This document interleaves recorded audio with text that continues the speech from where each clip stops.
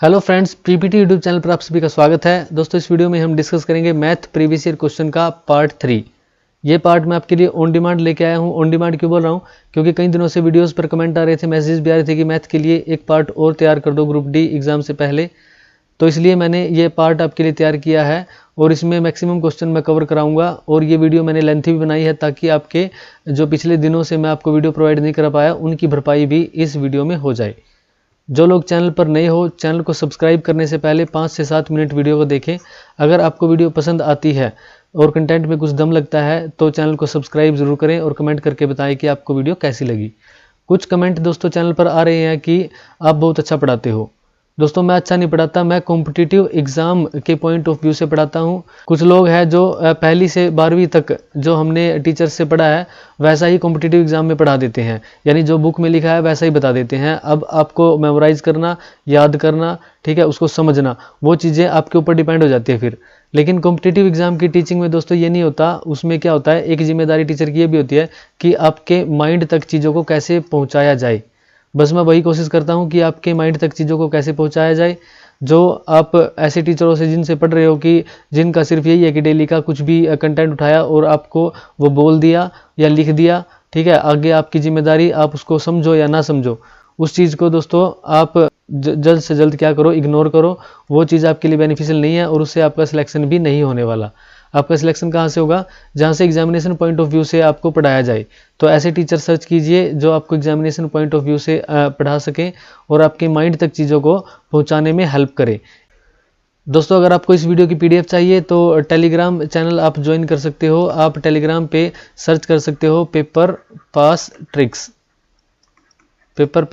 Tricks, या फिर YouTube channel के बायो में आपको लिंक मिल जाएगा टेलीग्राम का, आप वहाँ से भी ज्वाइन कर सकते हो। तो दोस्तों, ज़्यादा टाइम वेस्ट ना करते हुए बढ़ते हैं पहले क्वेश्चन पे। फर्स्ट क्वेश्चन है दोस्तों, 14 मीटर त्रिज्या तथा 3.5 मीटर ऊंचाई के एक ठोस बेलन का मूल्य, जबकि इसमें प्रयुक्त धातु का मूल्य 50 रुपये प्रति घन मीटर है। यानी क्या पूछा है, जो 14 मीटर त्रिज्या और 3.5 मीटर ऊंचाई का एक बेलन यानी सिलेंडर है, उसमें जो धातु उसको बनाने में यूज होगी उसका मूल्य पूछा है। पूरी धातु का मूल्य क्या होगा? तो सबसे पहले देखिए कि जो बेलन होता है, बेलन के ऊपर एक सर्कुलर पोर्शन होता है, ऐसे सर्कल, और एक नीचे भी सर्कुलर पोर्शन होता है। इसकी दोस्तों क्या होता है, रेडियस होती है यहाँ पे आर। यहाँ पे भी जो रेडियस ऊपर होगी वही रेडियस नीचे होगी, इसको भी हम आर ही लिखेंगे, तभी ये बेलन बनता है। अगर इसका ये सर्कल बड़ी रेडियस का, ये सर्कल छोटी रेडियस का हो तो क्या होगा, फ्रस्टम बन जाएगा, फिर ये सिलेंडर नहीं होगा। इसको हम बोलते हैं सिलेंडर। और इसमें क्या होता है, दोनों के दोनों सर्कल की रेडियस बराबर होती है और इस सर्कल से लेकर इस सर्कल की जो दूरी होती है उसको बोलते हैं हाइट, यानी कि ऊंचाई। और इसका डेली लाइफ में क्या एग्जांपल देख सकते हो आप, जैसे पाइप होते हैं ना, जो पानी वगैरह के पाइप होते हैं, या ट्यूब लाइट होती है, ट्यूब होती है लंबी वाली, तो वो सभी क्या है, वो बेलन के एग्जाम्पल हैं। सिलेंडर बोलते हैं, हिंदी में इसको बेलन बोलते हैं। अगर ये सर्कल छोटा ये बड़ा, या फिर ये बड़ा ये छोटा हो जाए, यानी कि बराबर ना हो, तो फिर क्या बनेगा, ये फिर बन जाता है फ्रस्टम। और अगर यहाँ पे सर्कल ना हो और यहाँ पे एक साइड पे सर्कल हो ऐसे, तो फिर ये बनता है कोन, यानी कि शंकु। वो जो मैं बता रहा हूँ, जो सर्कल छोटा और सर्कल बड़ा, ठीक है, रेडियस बराबर ना हो तो उसमें उसको क्या बोलते हैं, उसको छिन्नक बोलते हैं हिंदी में, और इंग्लिश में फ्रस्टम बोलते हैं। इसको बेलन या सिलेंडर बोलते हैं, इसको शंकु या कोन बोलते हैं, शंकु या कोन। अभी देखिए, ये रेडियस है यानी कि त्रिज्या, ये हाइट है यानी कि ऊंचाई, ये भी रेडियस है। तो इसकी वैल्यू क्या है, रेडियस की वैल्यू है 14 मीटर, जबकि हाइट की वैल्यू है 3.5 मीटर। अभी यहाँ पे देखिए, एक चीज़ आपको ध्यान रखनी है, कोई भी ठोस आपको फिगर दे दे, उसके अगर बाहर की बात हो, ऊपर की बात हो, जैसे बाहर इस पे वाइट वॉश करनी है, इसके ऊपर चद्दर बिछानी है तो कितनी कॉस्ट लगेगी, वाइट वॉश करनी है तो कितनी कॉस्ट लगेगी, वो चीज़ अगर पूछी जाए आपको तो आप निकालते हो क्षेत्रफल। क्या निकालना है आपको? क्षेत्रफल निकालना है। लेकिन अगर आपसे बात की जाएगी इसके अंदर कितना पानी भर सकता है, इसको बनाने में टोटल कितनी मेटल लगेगी, यानी कि अंदर भी, इसको जब इसकी धरीता की बात हो, इसके अंदर की भी बात हो, तो हम निकालते हैं आयतन। क्या निकालते हैं? आयतन। अभी देखिए यहाँ पे बात हो रही है कि इसमें प्रयुक्त धातु का, जबकि इसमें प्रयुक्त धातु का मूल्य 50 प्रति घन है, यानी कि इसमें प्रयुक्त धातु पूरी की पूरी जो धातु इसको जिस धातु ने इसको बनाया है उसका कुल मूल्य कितना होगा 1 प्रति घन मीटर। यहाँ से भी आप अंदाज़ा लगा सकते हो कि जो घन मीटर है यानी कि मीटर का क्यूब है, ये हमेशा आयतन में निकाला जाता है। आयतन भी जब निकालेंगे उसकी यूनिट क्या होगी? Metre cube. क्षेत्रफल की यूनिट हमेशा मीटर स्क्वायर होती है, इसलिए हमें यहाँ से भी हिंट मिल जाती है कि आयतन निकालना है।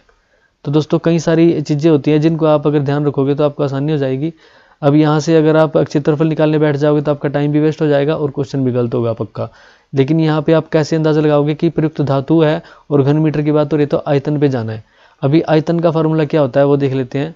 आयतन का फार्मूला होता है बेलन के पाई आर स्क्वायर एच। अब यहाँ पे पाई आर स्क्वायर एच का मतलब क्या है? पाई की मल्टीप्लाई रेडियस से, की मल्टीप्लाई रेडियस से, की मल्टीप्लाई हाइट से। यहाँ पे 1 मीटर आएगा, यहाँ पे 1 मीटर आएगा, यहाँ पे 1 मीटर आएगा। इन तीनों मीटर की जब मल्टीप्लाई होगी तो मीटर का क्यूब बनेगा, इसलिए बोला जाता है कि आयतन को मीटर क्यूब में मापते हैं। जब इसके क्षेत्रफल की बात हम करेंगे तो इसका क्षेत्रफल का फॉर्मूला क्या होता है? 2 pi r h plus pi r square, और ये 2 बार इसको मल्टीप्लाई 2 होगा क्योंकि एक सर्कल ऊपर है एक सर्कल नीचे है, इसलिए पाई आर स्क्वायर एक सर्कल का होता है, 2 से मल्टीप्लाई करेंगे हम, ठीक है। और कर्व्ड सरफेस जो बाहर का है वो है 2 पाई आर एच। अभी क्वेश्चन पे आते हैं। आयतन निकालना है हमें। आयतन का फार्मूला हमें पता है कि पाई यानी 22/7 वैल्यू रखेंगे जब तक ये ना दिया जाए कि 3.4 वैल्यू रखनी है, इनटू रेडियस की वैल्यू रखेंगे यहाँ से 14 मीटर, फिर एक और रेडियस, फिर 14 मीटर, फिर क्या है ऊंचाई है 3.5 को हम लिख देंगे 35/10। एक प्लेस पे दशमलव है तो नीचे 10 लगा दिया। अभी देखिए इनको हमने काट देना है। 7 से काटेंगे 2 पे, 5 से काटेंगे 2 पे, 5 से यहाँ पे 7 आएगा, फिर 2 से 2 कैंसिल आउट हो जाएगा। 14 को 7 से मल्टीप्लाई करेंगे तो कितना आएगा? 98 आएगा, और फिर इसको 22 से मल्टीप्लाई करना है। अब 98 को 22 से मल्टीप्लाई करेंगे तो क्या आएगा? देखो 8 दूनी 16, 1 9 दूनी 18 और 1 19, फिर यहाँ पे 196 ऐसे कैसे फिर लिख देंगे क्योंकि दोबारा 2 से ही मल्टीप्लाई करना है। तो 6 9 और 6 15 का 5, 1 9 और 1 10 और 1 11, 1 1 1 2, यानी कि 2156 मीटर की क्यूब हम बोलेंगे कि ये इतना इसका आयतन आया है। आगे दिया हुआ है यहाँ पे कि 1 मीटर क्यूब की जो कॉस्ट है वो 50 रुपीज़ है। तो हमने क्या करना है? 2156 मीटर क्यूब की कॉस्ट निकालनी है, यानी कि 2156 को मल्टीप्लाई करना है 50 से। अभी इसको 50 से मल्टीप्लाई करेंगे तो क्या आएगा? अगर हम इसको 100 से मल्टीप्लाई कर दें तो 2156 और इंटू में 2 जीरो ये आएगा अगर 100 से मल्टीप्लाई करें, लेकिन हमने करना था 50 से, तो इसको 2 से डिवाइड कर देते हैं। 2 से डिवाइड करेंगे तो 2 एकम 2, फिर आगे जाएगा क्या? नहीं जाएगा तो 0 आ जाएगी। फिर 15 पे 7 पे जाएगा। अब 107 से कौन है? ये है, तो ऑप्शन बी राइट आंसर हो जाएगा। आगे हम निकाल के देख सकते हैं। तो 2 7 14, 1 2 8 16 और फिर 2 जीरो आ जाएगी, यानी कि 1,07,800 जो रुपये हैं वो कॉस्ट आएगी इस बेलन को बनाने में। जितनी धातु प्रयुक्त होगी उसकी कॉस्ट होगी ये। राइट आंसर हो जाएगा ऑप्शन बी। तो मैंने आपको बताया कि वाइट वाश की बात करें, इसको बनाने में चद्दर की बात करें, ठीक है, या इसके ऊपर कुछ कोई चीज़ बिछानी है उसकी बात करें, या अंदरूनी साइड की जो दीवारें हैं उस पर वाइट वाश की बात करें, तो क्षेत्रफल निकालते हैं। अगर बात करेगा कि इसके अंदर कितना पानी आ सकता है, कितना तेल आ सकता है, इसकी धरीता कितनी है, इसको बनाने में मेटल कितनी यूज हुई है, ठीक है, तो उसमें हमें निकालना है आयतन। और याद रखना है कि क्षेत्रफल मीटर स्क्वायर में और आयतन मीटर क्यूब में निकाला जाता है। अब यहाँ पे देखिए, ये हमने बेलन के बारे में पढ़ा कि बेलन का जो एरिया होता है वो होता है 2 पाई आर एच, यानी कि ये कर्व्ड सरफेस एरिया, और 2 पाई आर स्क्वायर एक इस सर्कल का एक इस सर्कल का। लेकिन अगर आपसे पूछे शंकु के बारे में यानी कि कोन के बारे में, अब कोन क्या होता है? जिस बेलन में से उतनी ही हाइट का, किसी बेलन में से उतनी ही हाइट का और उतनी ही रेडियस का अगर कोई कोन निकाल दिया जाए, जैसे हमने इस बेलन में से ये कोन निकाल दिया, तो इस कोन का आयतन क्या होता है? इसका 1/3 होता है, 1/3 पाई आर स्क्वायर एच। अब ये पाई आर स्क्वायर एच तो हमने यहाँ देखा था ना, ये बेलन का होता है, लेकिन इसका अगर 1/3 भाग कर दिया जाए तो क्या होता है, कोन का आयतन निकल जाता है। जब हम इस बेलन में से एक कोन निकालेंगे ना, इसी रेडियस का और इसी हाइट का, तो 3 पार्ट में डिवाइड हो जाता है इसका आयतन। एक पार्ट ये, एक पार्ट ये और एक पार्ट ये कोन। तो ये जो कोन होता है ये थर्ड पार्ट पड़ता है इसका, ठीक है। एक पार्ट ये हो जाता है, एक पार्ट ये हो जाता है। लेकिन अगर आपसे पूछे कि सरफेस एरिया क्या होगा इसका, सरफेस एरिया में एक तो इसका कर्व सरफेस एरिया निकालना पड़ेगा और एक ये नीचे का सर्कल जो है इसका सरफेस एरिया। तो इसका सरफेस एरिया कितना होता है, तो सर्कल का तो πr² ही होता है, प्लस दूसरा इसमें सर्कल है नहीं ऊपर, तो हम रखेंगे πr²। इसमें हमने रखा था 2πr² क्योंकि 2 सर्कल थे।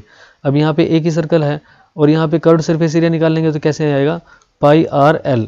इसमें हमने h लगाया था 2πrh, इसमें लगाएंगे πrl। रेडियस यूज होगी लेकिन लेंथ यूज होगी। यहाँ पे हाइट, यहाँ पे क्या था, जो हाइट यहाँ पे है वही हाइट इसकी यहाँ पे होती है क्योंकि दोनों सर्कल बराबर रेडियस के होते हैं। लेकिन यहाँ पे क्या होता है, तिर्यक ऊंचाई हमें निकालनी पड़ती है। यहाँ से तिर्यक ऊंचाई कैसे निकालेंगे, ये जो हाइट है इसका स्क्वायर प्लस रेडियस का स्क्वायर, तो तिर्यक ऊंचाई निकल जाएगी पाइथागोरस थ्योरम से। अब पाइथागोरस थ्योरम से अगर ये ऊंचाई निकल जाए, इसको हम बोलते हैं एल यानी कि लेटरल हाइट, जिसको बोलते हैं एच जो यहाँ पे ऊपर तक होती है। तो इस फॉर्मूले में πrl का यूज़ करते हैं साथियों। तो आशा करता हूँ ये सारी बातें आपको यहाँ पे समझ में आई होगी। दोस्तों यहाँ पे हमने कोन की, शंकु की बात की है और सिलेंडर यानी बेलन की बात की है। अगर 3D फिगर्स में कुछ और फॉर्मूले की बात आपसे अगर मैं करूँ तो क्या क्या पूछा जा सकता है आपसे। एक पूछा जा सकता है आपसे घन का फिगर कुछ ऐसे बनेगा, ये होता है घन, इसको हिंदी में लिखते हैं घन और इंग्लिश में लिखते हैं क्यूब। जैसे जो सांप सीढ़ी की डाइस होती है ना, उसको भी आप क्या बोल सकते हो, घन के आकार की बोल सकते हो। कोई रूम है वो भी घन के आकार का हो सकता है। इसके अगर फॉर्मूले की बात करें, अगर 2 चीज़ें निकालते हैं हम हमेशा सॉलिड फिगर से, एक तो एरिया, दूसरा वॉल्यूम। वॉल्यूम को लिखते हैं आयतन, एरिया को लिखते हैं क्षेत्रफल। यहाँ पे आपको एक वर्ग दिख रहा है, यहाँ पे भी आपको एक वर्ग दिखेगा। जैसे रूम होता है ना, उसकी हर दीवार क्या होती है, एक वर्ग के जैसी होगी अगर उसकी डायमेंशन बराबर हो।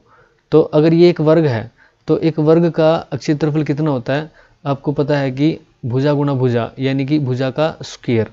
अगर हम इसकी साइड माने ए भुजा है तो ए का स्क्वायर, फिर ये भी ए का स्क्वायर होगा, इसका एरिया भी ए का स्क्वायर होगा, इधर वाले का भी ए का स्क्वायर होगा, नीचे वाले का भी ए का स्क्वायर होगा और उस साइड वाला जो है उसका भी क्या होगा, ए स्क्वायर होगा।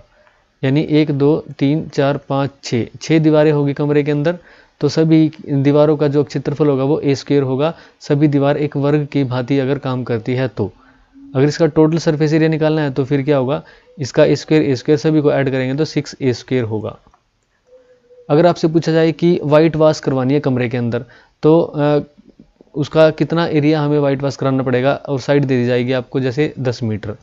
तो आपको इस दीवार का क्या करना पड़ेगा, 1 2 3 4 चारों जो दीवार है ना, चारों दीवारों का निकालना पड़ेगा और ऊपर की जो छत है उसको भी वाइट वॉश करेंगे, फ्लोर को हम वाइट वॉश नहीं करेंगे। तो आपको निकालना पड़ेगा एरिया कितना, 5a स्क्वायर। अगर आपको बोले कि ना ऊपर छत का करना है ना फर्श पे वाइट वॉश करनी है, सफ़ेदी करनी है सिर्फ 4 दीवारों पे, तो फिर आप कितना निकालोगे, 4a स्क्वायर। अगर आपको बोलेगा कि छत पे और फर्श पे टाइलिंग करनी है, दीवारों पे नहीं करनी, तो क्या निकालना है, 2a स्क्वायर। तो दोस्तों जितनी भी दीवारों का या फर्श का बोले जो भी ऐड करना है, आप उतना ही उसमें ए स्क्वायर को ऐड करोगे। वॉल्यूम की अगर बात करें तो वॉल्यूम क्या होता है, इसका वॉल्यूम होता है a जैसे जो घनाभ होगा ना उसमें length into breadth into height होती है, तो इसमें क्या होगा, ये सभी चीज़ें बराबर होती है, तो a की क्यूब इसका वॉल्यूम हो जाएगा, a की क्यूब। दूसरा फिगर देखिए, यहाँ पे अगर हम बात करें घनाभ की, ऐसे घनाभ में क्या होता है, घनाभ में इसमें तो हाइट लेंथ और ब्रेड्थ सारी बराबर होती है, इसमें लेंथ अलग होगी, ब्रेड्थ अलग होगी और हाइट अलग होगी।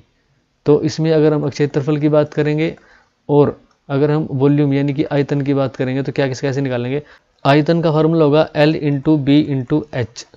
जैसे यहाँ पे L into B into H रखते तो घनाभ का निकालते हैं, यहाँ पे तो L यानी कि लेंथ बराबर होती है हाइट के, बराबर होती है ब्रेड्थ के, तो सभी चीज़ बराबर होती है, इसलिए a3। इसमें बराबर नहीं होती घनाभ के अंदर, घनाभ बोलते हैं इसको घनाभ या इंग्लिश में बोलते हैं क्यूबॉइड। तो जैसे इसमें सभी चीज़ बराबर नहीं होती तो इसको लिखते हैं LBH। क्षेत्रफल की अगर बात करें तो क्षेत्रफल देखिए यहाँ पे ये बनता है एक रेक्टेंगल, यहाँ पे भी एक रेक्टेंगल बनेगा, यहाँ पे रेक्टेंगल बनेगा, सारे इसमें रेक्टेंगल बनते हैं।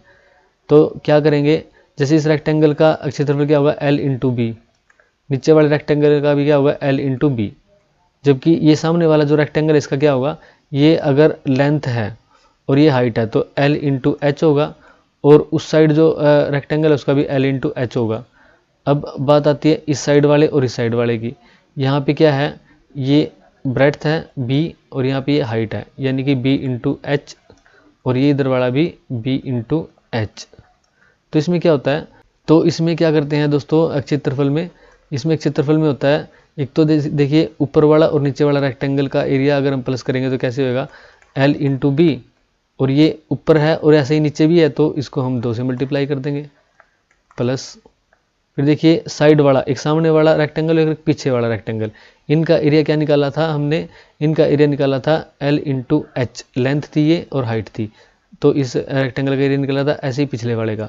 तो 2 है ये, एक ये और एक सामने वाला, तो 2 में L इंटू एच लगाएंगे, प्लस फिर एक इधर वाला और एक उधर वाला, ये क्या होते हैं, ये होते हैं B इंटू एच, और क्योंकि 2 होते हैं इसलिए 2 लगा देंगे।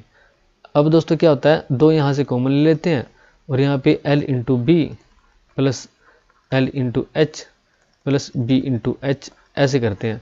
अब इसमें अगर वाइट वाश करानी पड़ जाए और बोले कि फ्लोर पे नहीं करनी और ऊपर नहीं करनी, तो फिर हमें L इंटू बी वाला ना ये लेना और ना ये लेना, बच्चे जो जितने, यानी कि L इंटू बी वाला नहीं लिया, L इंटू बी वाला छोड़ दिया, ठीक है।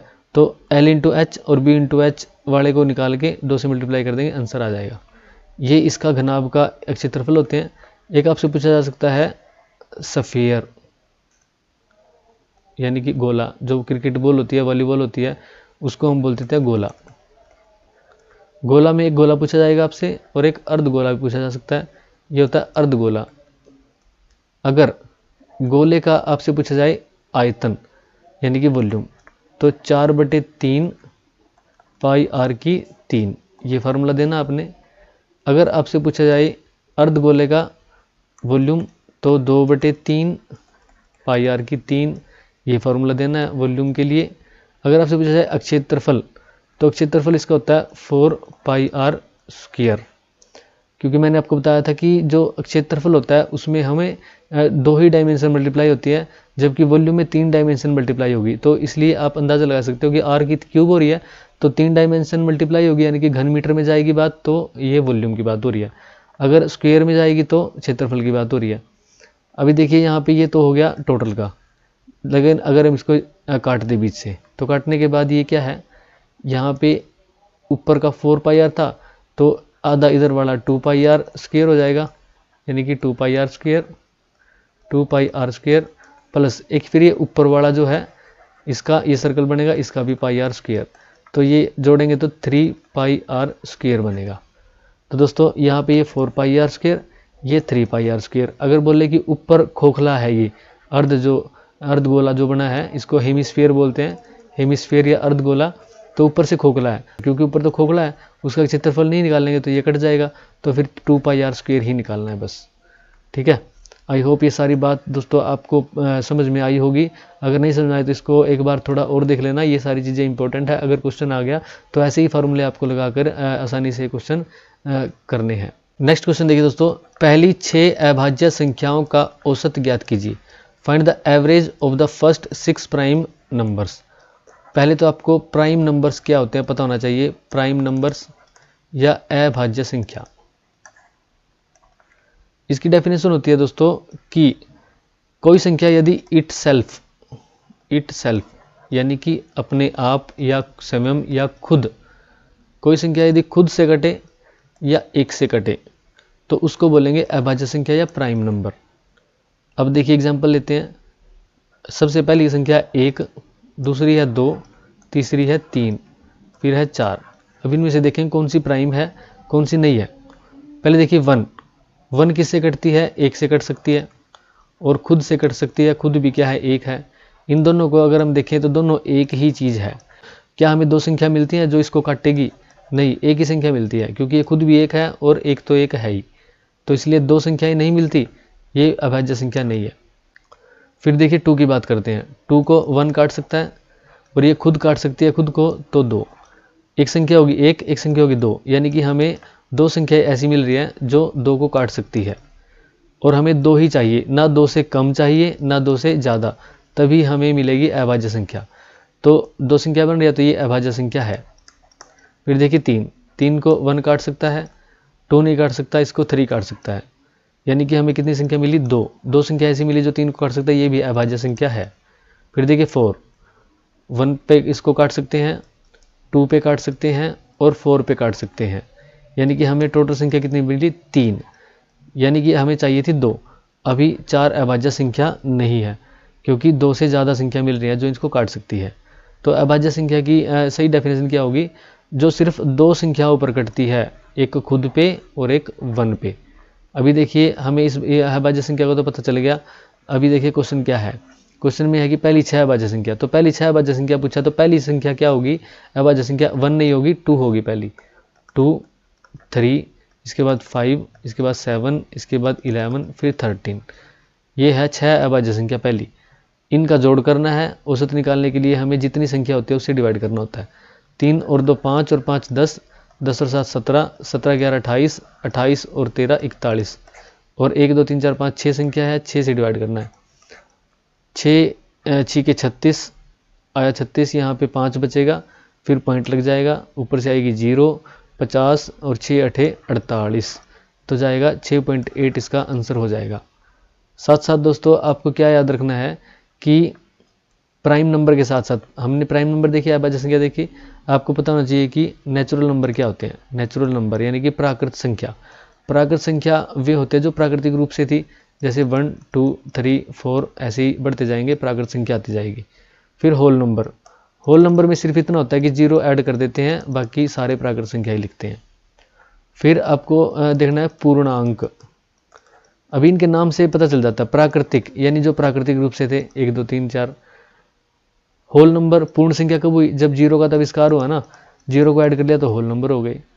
पूर्णांक यानी कि पूरे पूरे अंक, पूर्ण अंक, जैसे माइनस का 2 आ जाएगा, इसमें माइनस का 1 आ जाएगा, 0 6 आ जाएगा, 10 आ जाएगा, कोई भी संख्या। माइनस में 1000 लिख सकते हैं, माइनस में 900 लिख सकते हैं, माइनस में 50 लिख सकते हैं, प्लस में कोई भी संख्या लिख सकते हो, जैसे 1000 हो गया, 2000 हो गया, 5000 हो गया, 60 हो गया, 70 हो गया। पूरे पूरे अंक यानी कि फ्रैक्शन में नहीं होने चाहिए, उनको बोलते हैं हम पूर्ण अंक।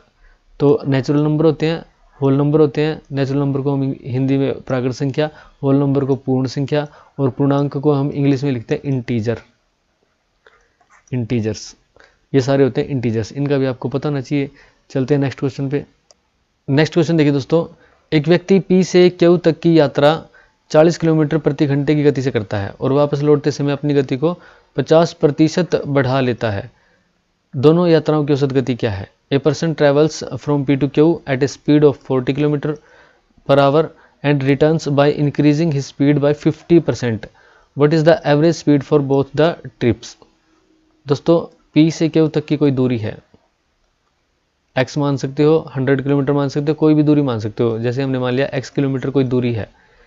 जब वो p से q तक जाता है तो उसकी जो गति होती है वो क्या होती है? 40 किलोमीटर प्रति घंटा, यानी कि 40 किलोमीटर पर आवर। एक घंटे में 40 किलोमीटर जाता है, इस गति से वो चलता है। वापस लौटते समय 50% बढ़ा देता है। अभी इस चीज़ पे ध्यान देना है कि 50% अगर बढ़ा देता है तो 50% 40 का कितना हुआ? 20 हुआ, यानी कि +20 कर देता है वो। 20 किलोमीटर पर आवर अगर बढ़ाता है तो उसकी गति हो जाती है वापस लौटते समय 60 किलोमीटर पर आवर। ठीक है। अगर वो बोलता है कि वो 50 किलोमीटर पर आवर से बढ़ा देता है तो उसमें 40 और 50 जोड़ के फिर 90 करते। अब इसने प्रतिशत बोला है तो हम इसका 40 का 50% निकाल के वो ऐड करेंगे। अब हो गया 60 किलोमीटर पर आवर, यानी कि वापसी में इधर से जाते समय 40, इधर से आते समय 60। तो ऐसे ही जब हमें स्पीड पता होती है और दूरी पता हो या ना हो, इसके लिए हमें एवरेज स्पीड निकालने के लिए एक फार्मूला पता होता है।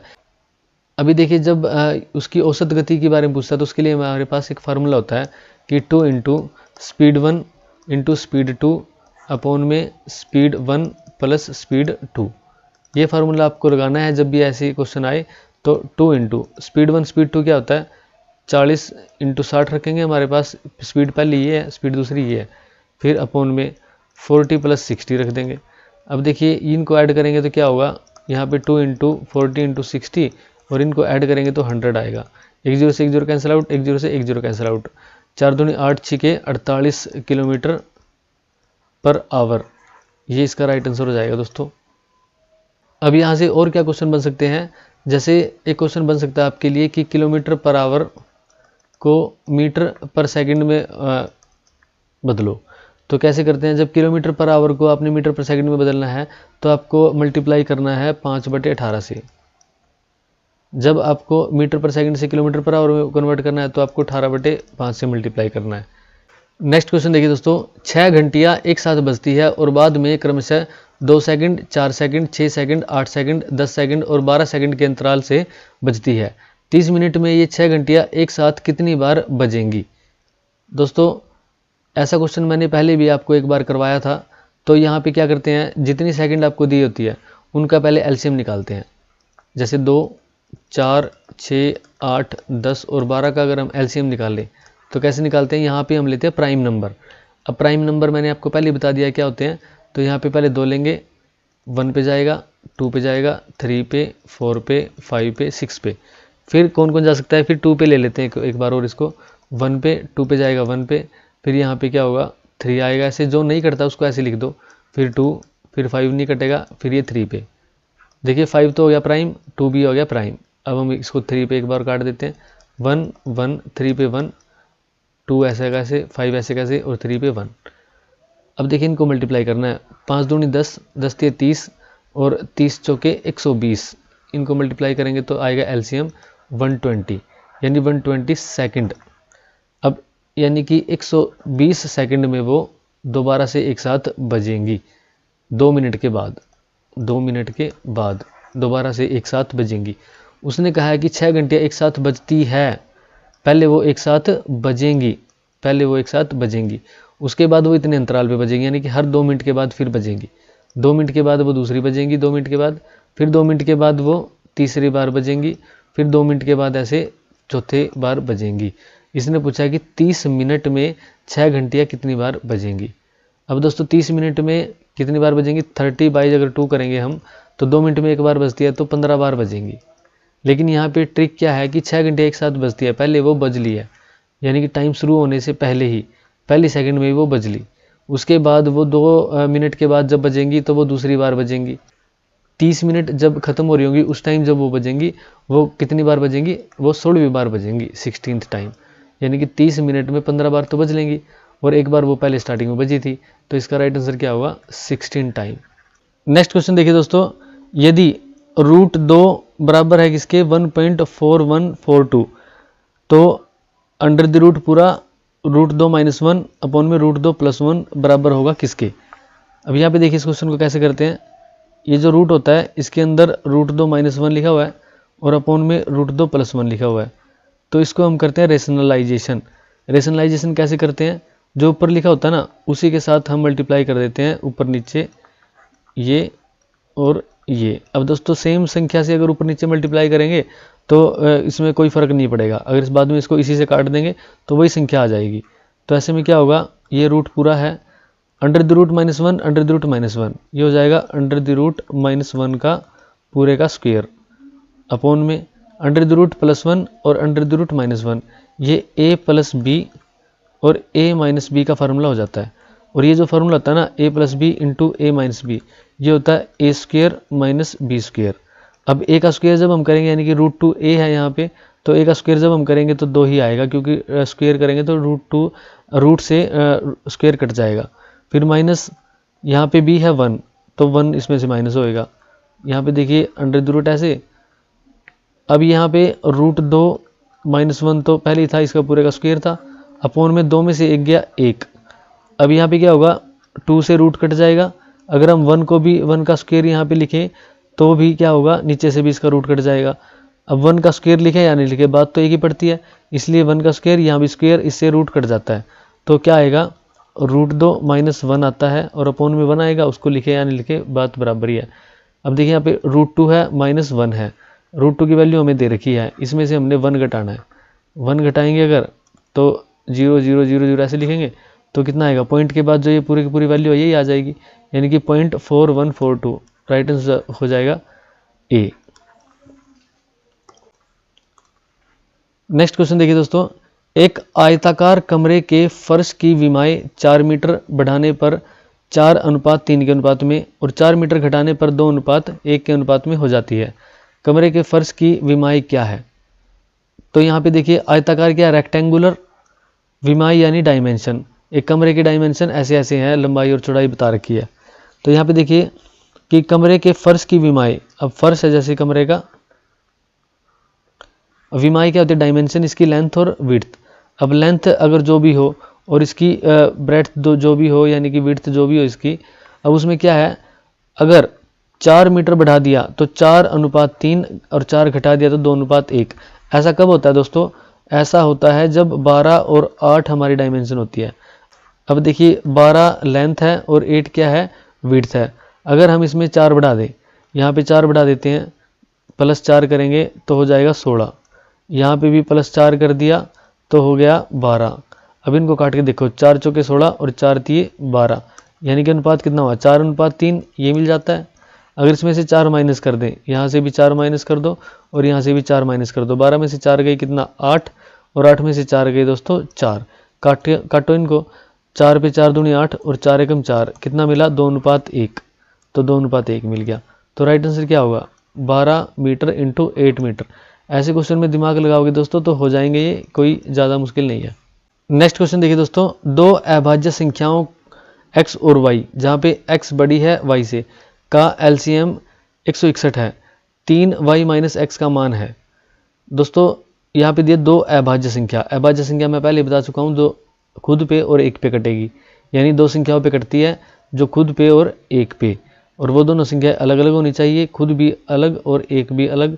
ठीक है, ऐसा नहीं हो कि जैसे हम 1 को बोलते हैं ना कि खुद भी 1 पे ही और 1 भी 1 ही है, तो एक ही संख्या होगी ना, तो ये अभाज्य संख्या नहीं होती। यानी कि खुद जो इस पे कटेगी और 1 पे कटेगी, ये दोनों अलग अलग संख्याएं होनी चाहिए, ना 2 से ज़्यादा इसके फैक्टर होने चाहिए, ना 2 से कम फैक्टर होने चाहिए, तब अभाज्य संख्या होती है। तो यहाँ पे देखिए x और y है, और x जो है वो y से बड़ी है, इनका एलसीएम 161 है। जब भी दो अभाज्य संख्याएं होती है, जैसे हमने ले लिया 3 और 7, तो दोस्तों इनका एलसीएम हमेशा इनकी मल्टीप्लाई करके ही आता है, तो 7 ये 21, ये इनका क्या हुआ, एलसीएम हुआ। अब 21 हमें पता है और इनमें से एक संख्या पता है 7, तो दूसरी संख्या निकाल सकते हैं, 21 को 7 से डिवाइड कर दो, 3 आ जाएगा दूसरी संख्या। ठीक है, तो अभाज्य संख्याओं में ऐसे ही होता है, एलसीएम उनका मल्टीप्लाई करके ही आता है हमेशा। अब 161 दे रखा है, यानी कि दो संख्याओं का एलसीएम 161 है, तो यानी कि कोई दो संख्या, दो अभाज्य संख्याएं होंगी x और y, जिनको मल्टीप्लाई करके 161 आया होगा। अब यहाँ पे देखिए 2 अभाज्य संख्या है, 3 अभाज्य संख्या है, 5 अभाज्य संख्या है, 7 अभाज्य संख्या, उसके बाद दोस्तों 11 अभाज्य संख्या है। अब 2 पे तो दोस्तों ये कटेगा नहीं, 3 पे 6 और एक 7 और एक 8 नहीं कटेगा। कब कटता है, जब 3 पे तब कटता है जब इनका डिजिट का सम 9 हो, तब ये 3 पे कट जाएगी संख्या। तो अभी 8 है तो ये नहीं कटेगा। 5 पे नहीं कटेगा क्योंकि लास्ट में 0 होनी चाहिए या 5 होना चाहिए, तभी कटता है। 7 पे 7 दूनी 14, 2 बचा 21, 7 21, यानी कि ये 7 पे कट जाएगा। 7 दूनी 14 और 7 21। जब हम 23 की और 7 की मल्टीप्लाई करेंगे तो 23 7 161 हो जाएगा, और 23 भी अभाज्य है और 7 भी अभाज्य है। अब देखिए यहाँ पे इसने बोला है x y से बड़ा है, यानी कि x के प्लेस पे हम कौन सी रखेंगे, 23, क्योंकि x जो है वो बड़ी संख्या है y से, इंटू में 7, यानी कि हमें दो संख्या मिली 23 और 7, 23 7 161।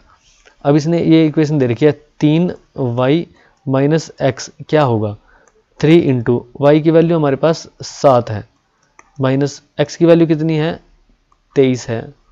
अब 7 थी 21, 21 में से अगर 23 माइनस करेंगे तो माइनस का 2 आएगा, तो राइट आंसर क्या होगा, सी ऑप्शन जो है दोस्तों वो राइट आंसर हो जाएगा। नेक्स्ट क्वेश्चन देखिए दोस्तों, दो पदों P और Q का महत्तम समापवर्तक यानी कि HCF एक है, तो उनका लघुत्तम समापवर्तक क्या होगा, यानी कि LCM क्या होगा। इंग्लिश में दिया है, the HCF of two expressions P and Q is 1, their LCM is, उनका LCM क्या होगा। हमेशा जो दो P और Q जो संख्या लेंगे उनका HCF अगर 1 होगा तो दोस्तों सोच लेना वो दोनों संख्याएं हैं प्राइम नंबर। अभी यहाँ पे देखिए दो LCM के क्वेश्चन है, दोनों प्राइम नंबर पे आ गए अभाज्य संख्याओं पे। ठीक है, तो यहाँ पे अभाज्य संख्याएं अगर दोनों अभाज्य संख्याएं हैं और उनका HCF हमेशा क्या होगा, 1 होगा। जैसे 3 और 7 अभाज्य संख्या ली थी, इनका HCF अगर निकाल लेंगे तो क्या होगा, 1 ही इनका HCF होगा, हाईएस्ट कॉमन फैक्टर, यानी कि सबसे बड़ी संख्या 1 ही होगी जो इन दोनों को काट सकती है। वो होता है HCF। अब इससे बड़ी संख्या 2 होती है क्या, 2 इन दोनों को नहीं काटती। 3 होती है क्या, 3 एक उसको काट देगी, इसको नहीं काटेगी। 4 भी नहीं होती, 5 भी नहीं होती, 6 भी नहीं होती, 7 भी नहीं होती, क्योंकि 7 इसको काट देगा, इसको नहीं काटेगा। तो हमेशा अभाज्य संख्याओं का जो HCF होगा वो 1 ही होता है। इससे हमें क्या पता चला कि ये अभाज्य संख्याएं हैं। उसके बाद उनका लघुत्तम समाप्रत्यय क्या होगा। लघुत्तम समाप्रत्यय के बारे में भी हमने देखा था कि एलसीएम, अभाज्य संख्याओं का एलसीएम हमेशा उनकी मल्टीप्लाई ही होगा, यानी कि 7 × 21 होगा। इनका HCF क्या होगा, HCF इनका 1 होगा, LCM इनका 21 होगा। HCF हमेशा अभाज्य संख्याओं का 1 और LCM उनकी मल्टीप्लाई होगा। ठीक है, तो यहाँ पे हम आंसर क्या देंगे, HCF तो 1 होगा और LCM हमेशा मल्टीप्लाई होगा, तो B हम राइट आंसर दे देंगे। नेक्स्ट क्वेश्चन देखिए दोस्तों, यदि 1/3.718 बराबर 0.2689 है तो 1/0.0003718 का मान क्या है। इसके लिए आपको एक सिंपल सा फंडा समझना है दोस्तों। देखिए 1/ अगर हम लिखे 50, फिर 1/ लिखे अगर 5 और 1/ लिखे 0.5, यानी कि यहाँ पे पॉइंट के बाद यहाँ पे पॉइंट लगाया और 0 कट गई, तो इसलिए 5 रहा। इसके बाद फिर एक दशमलव यहाँ पे बढ़ा दी हमने। तो दोस्तों जब हम इनको सोल्व करते हैं क्या आता है, 1/50 आता है 0.02, 1/5 आता है 0.2 और 1/0.5 आता है 2। यानी कि क्या हो रहा है, वैल्यूज़ बढ़ रही है। जब हम नीचे दशमलव का स्थान बढ़ाते हैं ना, जैसे अब कोई दशमलव नहीं था, यहाँ पे हमने एक दशमलव का स्थान बढ़ा दिया, 0 कट गई, फिर एक दशमलव का स्थान बढ़ा दिया, तो क्या हो रहा है, वैल्यू बढ़ रही है। ये 0.02 छोटी वैल्यू होती है, 0.2 उससे बड़ी और 2 उससे बड़ी, यानी कि वैल्यू बढ़ती है, घटती नहीं है। नीचे अगर दशमलव का स्थान हम बढ़ाएंगे ना तो वैल्यू क्या करती है, बढ़ती है, घटती नहीं है। तो इसी फंडे से देखिए 50 की जब हम 0.02 से मल्टीप्लाई करेंगे तो आएगा 100 और 1 और 2 स्थान पे दशमलव लगाएंगे तो आएगा 1। ऐसे ही 5 को जो 0.2 से 5 दूनी 10, एक स्थान पर हम दशमलव लगाएंगे, यहाँ पे 2 दशमलव, यहाँ तो 0 कट गई, अब तो दशमलव काउंट नहीं होगी, यहाँ का दशमलव काउंट होगा, तो 1 पे है तो 1 आ गया। फिर 0.5 को 2 से 10 और 1 दशमलव स्थान है तो यहाँ पे पॉइंट लगाएंगे, कट गया 1, यानी कि हर केस में आता तो 1 ही है। इसका मतलब नीचे अगर दशमलव का स्थान अगर इस साइड बढ़ाते हैं ना तो ये वैल्यू बढ़ती है। ऐसे ही क्या होगा, यहाँ पे हमने दशमलव का स्थान बढ़ाया दोस्तों, बढ़ाया है ना, कितना बढ़ाया, 3 के बाद था, तो फिर 3 के बाद से एक स्थान ये 3 वाला, फिर एक 0 0 0, हमने 4 प्लेस बढ़ा दिए।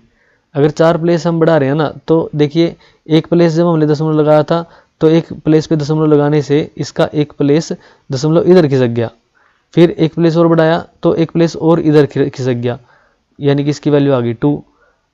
अब देखिए हम 4 दशमलव स्थान बढ़ा रहे हैं, इधर ये बढ़ा दिया ना, तो इसकी वैल्यू क्या करेगी, इसका दशमलव स्थान इधर खिसकेगा, 4 1 2 3 4, यहाँ पे दशमलव आ जाएगा, यानी कि 2689.0, ये जिसकी वैल्यू होगी वो राइट आंसर होगा।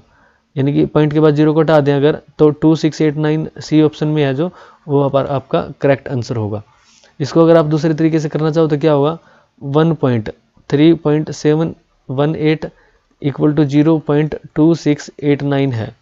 अगर इसके पॉइंट को 4 दशमलव स्थान इधर बढ़ाएंगे हम, तो क्या करेंगे, इसके अपोन में, यानी कि हमें कितना लिखना पड़ेगा, 10,000 लिखना पड़ेगा। 4 दशमलव स्थान बढ़ाया ना, और वो फिर क्या करेंगे, 10,000 चला जाएगा ऊपर, ठीक है, यानी कि 10,000 की मल्टीप्लाई होगी इसके साथ।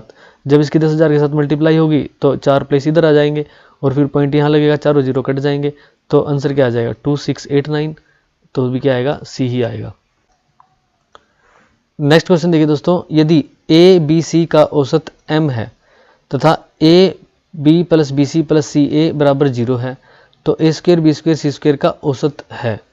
तो औसत क्या होता है दोस्तों, जितनी संख्याएं दी जाती है उन सभी का योग करके, और जितनी वो संख्या होती है उनसे अगर हम डिवाइड करते हैं उसके योग को, तो औसत आ जाती है। अभी देखिए यहाँ पे ये जो क्वेश्चन दिया है ना, आपको एक अलजेब्रा की आइडेंटिटी पूछी है। यहाँ पे कौन सी आइडेंटिटी पूछी है, a plus b plus c का होल स्क्वायर। ये जो आइडेंटिटी होती है कैसे खुलती है दोस्तों, ये खुलती है a square plus b square plus c square plus 2 into a b plus b c plus c a. ये आइडेंटिटी ऐसे खुलती है। अब देखिए यहाँ पे a plus b plus c, a plus b plus c का औसत m है, a plus b plus c का औसत, यानी कि इन तीनों को जोड़ेंगे बटे 3 करेंगे ना, तो ये m है। यहाँ से a प्लस बी प्लस सी की वैल्यू क्या होगी, 3 उधर चला जाएगा और ये हो जाएगा 3m। ठीक है, यानी कि वैल्यू क्या आ जाएगी 3m आ जाएगी। इसलिए हम a + b + c की जगह 3m लिख सकते हैं, 3m लिख सकते हैं ना। 3m का square equal to a² + b² + c² + 2 × ab + bc + ca, ऐसा ही है। अब देखिए 3m का स्क्वायर करेंगे तो 9m का स्क्वायर हो जाएगा equal to a² + b² + c² और प्लस ये यहाँ से आपको दिया गया है कि ab + bc + ca 0 है। ये वैल्यू जो है ना सारी की सारी ये 0 है। 2 की 0 से मल्टीप्लाई होती है तो भी क्या आएगा 0 ही आएगा, यानी कि बच गया ये पोर्शन a² + b² + c², इतना ही पोर्शन बचा बस। ये बराबर है 9m² के। अब दोस्तों इनका योग दे रखा है और इनकी पूछा है औसत कितनी है। औसत के लिए इनके योग को 3 से डिवाइड करेंगे, यानी कि इनका योग क्या है 9m², इसको भी 3 से क्या करेंगे डिवाइड करना पड़ेगा। अब यहाँ पे देखिए 3 से यहाँ पे 3 पे जाएगा ये, यानी कि 3m का स्क्वायर जो होगा ना दोस्तों वो हो जाएगा इसकी वैल्यू, यानी कि a² + b² का जो योग है बटे 3 करेंगे तो ये आ जाएगा a² + b² + c² का औसत। तो औसत कितना होगा 3m का स्क्वायर की औसत होगी। राइट आंसर हो जाएगा 3m² डी। नेक्स्ट क्वेश्चन देखिए दोस्तों, एक बर्तन में 40 लीटर दूध है, इसमें से 4 लीटर दूध निकाल कर उसकी जगह 4 लीटर पानी डाल दिया गया। ऐसा ही कार्य 2 बार और किया गया। अब बर्तन में कितना दूध रह गया। सबसे पहले आपको फोकस करना है ऐसे क्वेश्चन पे कि टोटल दूध कितना 40 लीटर, कितना दूध है 40 लीटर, उसमें से कितना निकाला गया है 4 लीटर दूध निकाला जाता है, 4 लीटर दूध निकाला जाता है। इसको आप काट दो, 4 पे 10 पे जाएगा और 4 पे 1 पे जाएगा, यानी कि 10 में से 1 मात्रा निकाली जाती है। तो रह कितना जाता है दोस्तों 10 में से 1 मात्रा निकालने के बाद 9 मात्रा उसमें रह जाती है। यहाँ पे देखिए अब टोटल था 40 लीटर, यानी कि 9 मात्रा उसमें बचती है 10 टोटल, एक बार की प्रक्रिया, फिर 2 बार और दोहराया गया, यानी कि 9/10 और 9/10। आपने ये भी फोकस करना है कि जैसे 4 लीटर पानी डाल दिया, 4 लीटर दूध निकाल के 4 लीटर पानी निकाल दिया, एक बार तो ये प्रक्रिया कर दी, फिर उसके बाद कितनी बार 2 बार और फिर 1 बार और 2 बार, यानी कि टोटल 3 बार। ऐसा नहीं करना कि एक बार ये कर दी और एक बार और कर दी, आपने देखना टोटल कितनी बार करनी है। अब इसको हमें काटना है, 0 से यहाँ पे 0 चली जाएगी और फिर देखिए 2 पे 2 और 2 पे 5, फिर 2 पे ये 5, मल्टीप्लाई करेंगे 9 × 9 × 9, तो 9 की यहाँ पे क्यूब आपको अगर याद है सीधा आप लिख सकते हो कि 9 की क्यूब कितनी होती है 729 होती है। अगर इनको मल्टीप्लाई करना है, देखिए यहाँ से मैं आपको एक बात बता दूं, अगर आपको स्क्वायर या क्यूब या स्क्वायर रूट या क्यूब रूट आपने अगर सीख रखे हैं निकालने तो अच्छी बात है, अगर नहीं सीख रखे दोस्तों तो अब आप इनको मत सीखना। आप एग्ज़ाम में आपको इतना तो टाइम मिल ही जाएगा कि 9 से एक बार 3 बार मल्टीप्लाई आप करके उसको निकाल सको। यहाँ पे मैं आपको ये सजेस्ट नहीं करूँगा, आप इसको सीखने जाओगे और आप क्या करोगे इसमें कंफ्यूज हो जाओगे, आपको इतनी प्रैक्टिस का टाइम भी नहीं मिलेगा, आपका एग्ज़ाम नज़दीक है। सीख रखे हैं तो वेल एंड गुड, नहीं सीख रखे तो अब मत सीखना इनको। अब आपने क्या करना है सीधा मल्टीप्लाई कर लेना, जैसे ज़्यादा मुश्किल भी नहीं है। 9 की 9 से मल्टीप्लाई करेगा तो 81 आएगा, इन 2 में फिर एक बार 9 करना है, 9 एकम 9 और 9 72, इतना ही टाइम लगेगा। अगर इनको सीख सकते हो आप कि 9 की क्यूब डायरेक्ट क्या होती है तो डायरेक्ट लिख लोगे, अदरवाइज आपको 2-4 सेकंड ज़्यादा लगेगी। तो मेरे हिसाब से अभी आपको नहीं सीखना चाहिए, अभी मत सीखना, लास्ट का टाइम चल रहा है। अगर सीखना था तो पहले सीखना था, अगर नहीं सीख रखा तो अभी मत सीखना। इसको फिर डिवाइड करना है किससे 25 से, ये 5 था और ये 5 था, 5 की 5 से 25। अभी देखिए 7 2 9 को जब हम 25 से डिवाइड करते हैं तो क्या आता है 25 तीये पे तो जाएगा नहीं, तो 25 दूनी पे जाएगा, 25 दूनी 50 होते हैं, ऊपर से आया 2, 7 में से 5 के 2 आया 9, यहाँ पे 25 निमे 225, 25 निमे 225, ऊपर से आया 4, 9 में से 5 गए 4, यहाँ पे 0 0 पॉइंट आ गया, एक 0 आ गई, 25 से कम 25, फिर देखिए 15 बच गया, यहाँ पे फिर 0 आ जाएगी और 25 छीके क्या होता है 25 पंजे 125, 25 छीके 150 कट जाएगा पूरा पूरा, यानी कि 29.16 लीटर क्या होगा इसका राइट आंसर हो जाएगा। नेक्स्ट क्वेश्चन देखिए दोस्तों, एक 80 लीटर मिश्रण में दूध और पानी का अनुपात 7:3 है। इस मिश्रण में कितना पानी लीटर में डाला जाए जिससे मिश्रण में दूध और पानी का अनुपात 2:1 हो जाए। यहाँ पे दे रखा है कि 80 लीटर दोस्तों टोटल मिक्सचर है, टोटल मिश्रण है 80 लीटर, उसमें दूध भी है और पानी भी है। कितना दूध है? 7 पार्ट तो दूध है और 3 पार्ट पानी है, टोटल जोड़ेंगे तो 10 आता है। अब 80 को आप 10 से डिवाइड कर दो, कितना आया दोस्तों? 8, ठीक है। और मिल्क और वाटर का जो अनुपात था वो था 7:3। तो दोस्तों यहाँ पे 8 को 7 से मल्टीप्लाई करेंगे तो 8 7 56, यानी कि 56 लीटर तो इसमें मिल्क है और 8 24 लीटर दोस्तों इसमें पानी है। अभी 56 लीटर मिल्क और 24 लीटर पानी, इस मिश्रण में कितना पानी और डाला जाए जिससे मिश्रण में दूध और पानी का अनुपात 2:1 हो जाए? इसमें ओनली पानी ही मिलाना है, यानी कि मिल्क तो रहेगा उतना का उतना, यानी कि 56 का 56 ही रहेगा, ठीक है।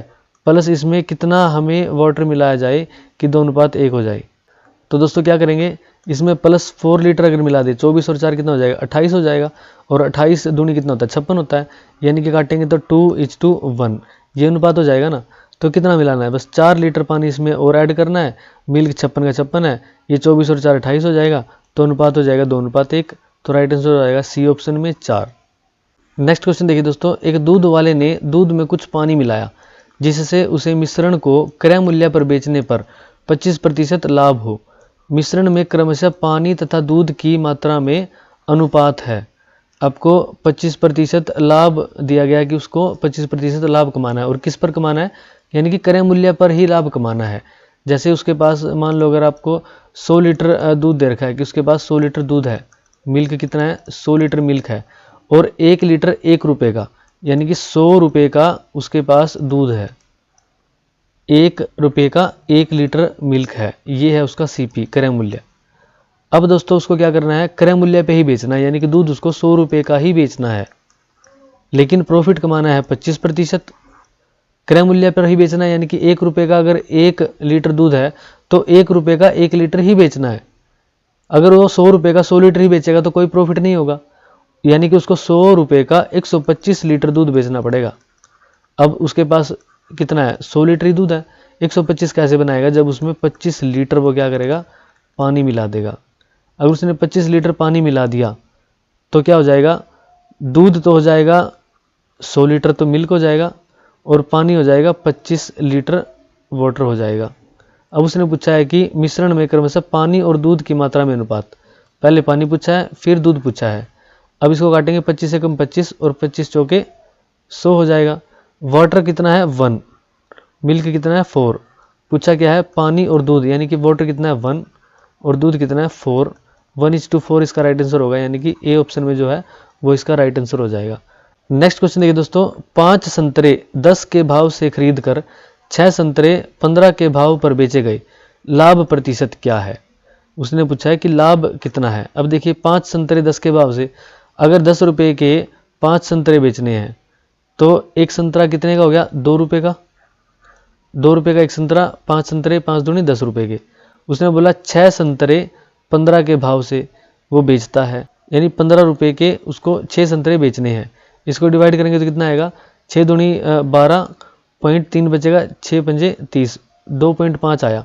यानी कि उसने एक संतरा 2 रुपये का तो खरीदा और 2.5 रुपये का बेच दिया।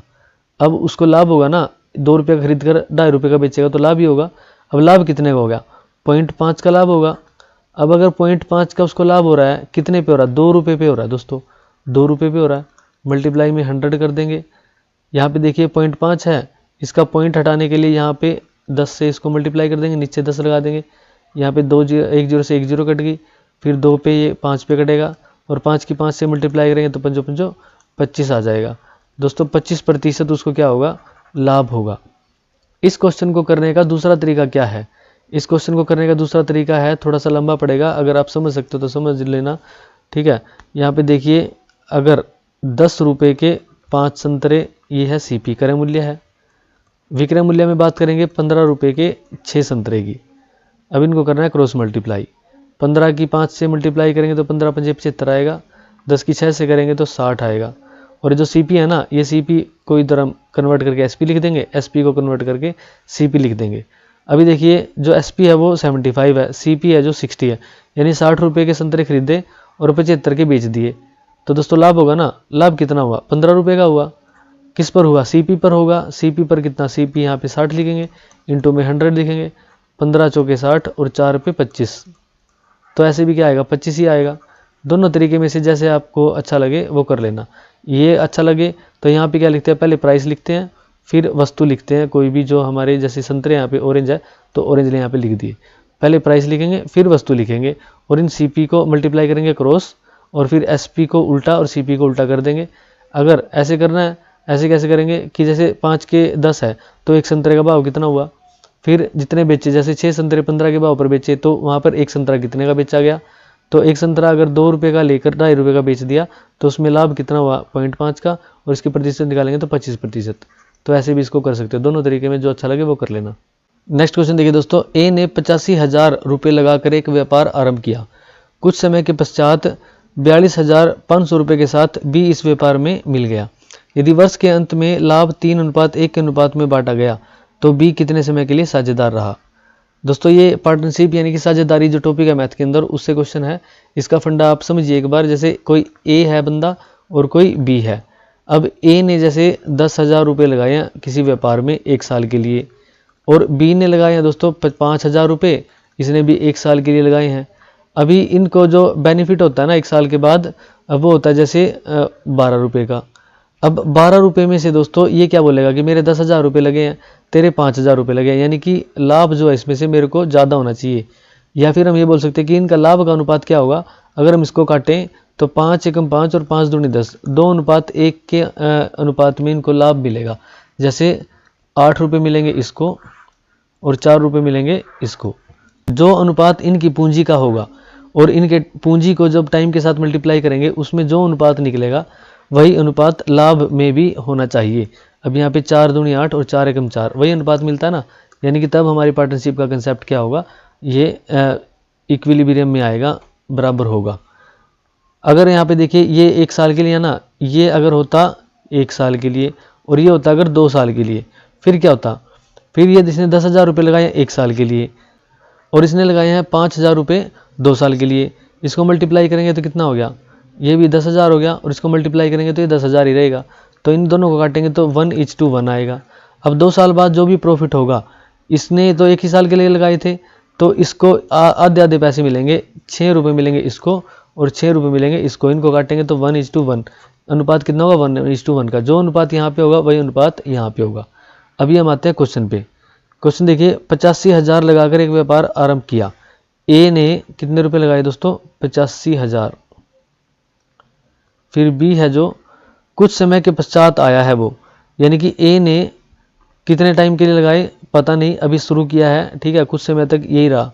इसके बाद बी कुछ समय के पश्चात यानी कि 42,500 के साथ 42,500 रुपये तो लेके आया, लेकिन कुछ समय पहले इसने नहीं लगाए थे, कुछ समय के बाद शुरुआत की है बी ने।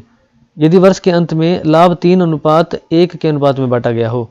लाभ किस अनुपात में बांटा है 3:1 के अनुपात में, यानी कि इसके साथ जो टाइम की मल्टीप्लाई होगी और इसके साथ जो टाइम की मल्टीप्लाई होगी उसका जो अनुपात होगा वो होगा 3:1। क्योंकि अभी हमने क्या डिस्कस किया कि अनुपात जो लाभ का होगा वही अनुपात पूंजी का होगा और पूंजी के साथ जो समय की मल्टीप्लाई होगी उसका होगा। तो यहाँ पे देखिए 85 को जब हम टाइम से कितने टाइम से मल्टीप्लाई करें, इसने तो स्टार्टिंग से ही 85 रुपये लगा रखे हैं, यानी कि 1 साल अगर हम माने इसको टाइम को 1 साल, तो 85 की 1 साल से मल्टीप्लाई करेंगे तो 85,000 ही आएगा। अब यहाँ पे देखिए 42,500 को कितने वर्ष के लिए इसने लगाया। अब 1 साल तो इसने तो पूरा लगाया था, इसने 1 साल से कुछ टाइम कम लिया होगा क्योंकि स्टार्टिंग में इसने कुछ महीने तक पैसे नहीं लगाए थे, कुछ महीनों के बाद ये आया है। अभी कितने महीनों के बाद आया है, हो सकता है 4 महीने बाद आया हो, 5 महीने बाद आया, 6 महीने बाद आया या 8 महीने बाद आया हो, लेकिन हमें क्या करना है, हमें देखना है कि ये अनुपात होना चाहिए।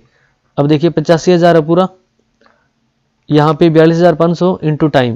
ये टाइम कैसे निकलेगा कि जब हम लिखें कि 85,000 ईयर के साथ मल्टीप्लाई करेंगे तो यही आएगा अपॉन में 42,500 इंटू में टी। अब टाइम वर्ष का कितना है पता नहीं, ये कितना होना चाहिए, इसका अनुपात 3:1 होना चाहिए, यानी कि जो लाभ का अनुपात है ना वही अनुपात यहाँ पे होना चाहिए। अभी हमने इसको काटना है, 42,500 को 1 पे काटेंगे तो ये 42,500 को डबल करेंगे तो 85,000 होता है, ये 2 पे आ जाएगा। यहाँ पे अभी ये टी है ओनली, ये 2/1 है। यदि हम टी को लेके जाएं उस साइड यानी कि अपोन में है तो ये जाएगा ऊपर, टी चला जाएगा ऊपर, और ऊपर जाएगा तो दोस्तों हम क्या लिखेंगे, यहाँ से हम थोड़ा रफ कर लेते हैं, यहाँ से ये वाला पोर्शन। जब टी को उस साइड लेके जाएंगे तो टी तो चला गया ऊपर, फिर ये जो पूरा का पूरा 3/1 है इसको इधर लेके आएंगे, 2/1 इधर पहले ही है, 2/1 इधर पहले ही है, इंटू में ये 3/1 है ना, जो ये उल्टा होके क्या हो जाएगा 1/3 हो जाएगा और इक्वल टू टी हो जाएगा। अब यहाँ पे देखिए 2 की 1 से के साथ मल्टीप्लाई होगी 2, और अपॉन में 3 की 1 के साथ मल्टीप्लाई होगी तो 3, यानी कि टी बराबर क्या आ गया 2/3। और टी कहाँ पे, यहाँ पे, ये जो है ना टी, ये 2/3 वर्ष है। कितना है 2/3 वर्ष, क्योंकि यहाँ पे हमने 1 को क्या लिया है, 1 वर्ष लिया है, तो ये 2/3 वर्ष होगा। 2/3 वर्ष की वैल्यू क्या होती है, 2/3 ईयर्स की वैल्यू होती है। 2/3 को जो हम 12 से मल्टीप्लाई करेंगे तो हमें महीने मिलेंगे, तो 3 को 4 पे 4 दूनी 8, 8 महीने, यानी कि इसने टाइम कितना लिया, 8 महीने का समय लिया है। इसने 1 साल के लिए पैसे लगाए, इसने 8 महीने के लिए पैसे लगाए। क्वेश्चन में पूछा क्या है, बी कितने समय के लिए साझेदार रहा, ये पूछा कितने समय के लिए साझेदार रहा, तो ये 8 महीनों के लिए साझेदार रहा, राइट आंसर होगा ए, 8 महीनों के लिए साझेदार रहा। ये क्वेश्चन ऐसे भी पूछा जा सकता था कि बी कितने समय के बाद साझेदार बना, बी कितने समय के बाद साझेदार बना, तो फिर आता आंसर 4 मास के बाद साझेदार वो बना। यानी कि इसने शुरुआत कर दी 50,000 के साथ, और इसने क्या किया 4 महीने तक वेट किया, 4 महीने के बाद 42,500 के साथ इसने शुरुआत की। ठीक है, इसलिए इसको लाभ में क्या हुआ 3:1 के अनुपात में लाभ मिला। नेक्स्ट क्वेश्चन देखिए दोस्तों, एक व्यक्ति अपनी आमदनी का 75% खर्च करता है, उसकी आमदनी 20% बढ़ा दी जाती है तो वह अपने खर्चों में भी 10% की बढ़ोतरी कर लेता है, तो उसकी बचत में बढ़ोतरी होगी। पैसा आने के बाद उसने क्या किया, अपनी खर्चे में बढ़ोतरी कर दी। अभी देखिए उसके पास मान लीजिए 100 रुपये है, मान लेते हैं उसके पास 100 रुपये उसकी इनकम है, आमदनी का 75% खर्च करता है। अभी उसने 100 में से क्या करता है, वो खर्च करता है 75%, ये है उसकी आमदनी, आमदनी ये उसका खर्चा, ये उसकी बचत। अगर 100 में से 75 खर्च करता है तो बचत कितनी हुई, 25 रुपये की बचत हुई ना। फिर वो बोल रहा है कि आमदनी 20% बढ़ जाती है, 20% जब बढ़ेगी तो कितना होगा, 100 का 20% 20 ही होता है, तो 100 और 20 120, यानी कि आमदनी हो जाएगी उसकी 20% बढ़ के 120। फिर देखिए उसका, तो वह अपने खर्चों में भी 10% की बढ़ोतरी कर लेता है, उसके खर्चे भी कितने बढ़ गए दोस्तों, 10% बढ़ गए। अब 10% किसका, 75 का, 75 का 10% कितना होगा, 1 जोड़ से 1 जोड़ोगी, 5 दूनी 10, 5 पे जाएगा तो 15, और 15/2 कितना होता है 7.5। जब हम प्लस करेंगे इसमें 7.5 तो कितना होगा 82.5, यानी कि वो अब 120 रुपये उसकी आमदनी है और 82.5 उसमें से खर्च कर देता है। तो बचत कितनी होती है उसकी, 120 में से 82.5 घटाएंगे तो 0.5 तो ऐसे कैसे आएगा, और 9 में से 2 गए 7 आ जाएगा, और फिर देखिए 1 है, 11 में से 8 गए 3 आ गया, यानी कि 37.5 रुपये बचाता है वो। अब देखिए क्या सीन था, पहले उसको 100 रुपये मिलते थे, 75 खर्च करता था, 25 की बचत करता था। अब 20% उसकी आमदनी बढ़ गई, यानी कि 120 रुपये होगी, खर्चा हो गया उसका, खर्चा उसने 10% बढ़ा दिया तो 82.5, बचत उसकी होगी 37.5 की। उसने बोला है कि उसकी बचत में बढ़ोतरी कितनी हुई, यानी कि बचत में बढ़ोतरी कितनी हुई, 25 से वो 37.5 पे आ गया, यानी कि प्लस के 12.5 रुपये उसने क्या किया, बचत में बढ़ गए उसके, बचत उसकी कितनी बढ़ गई 12.5 से।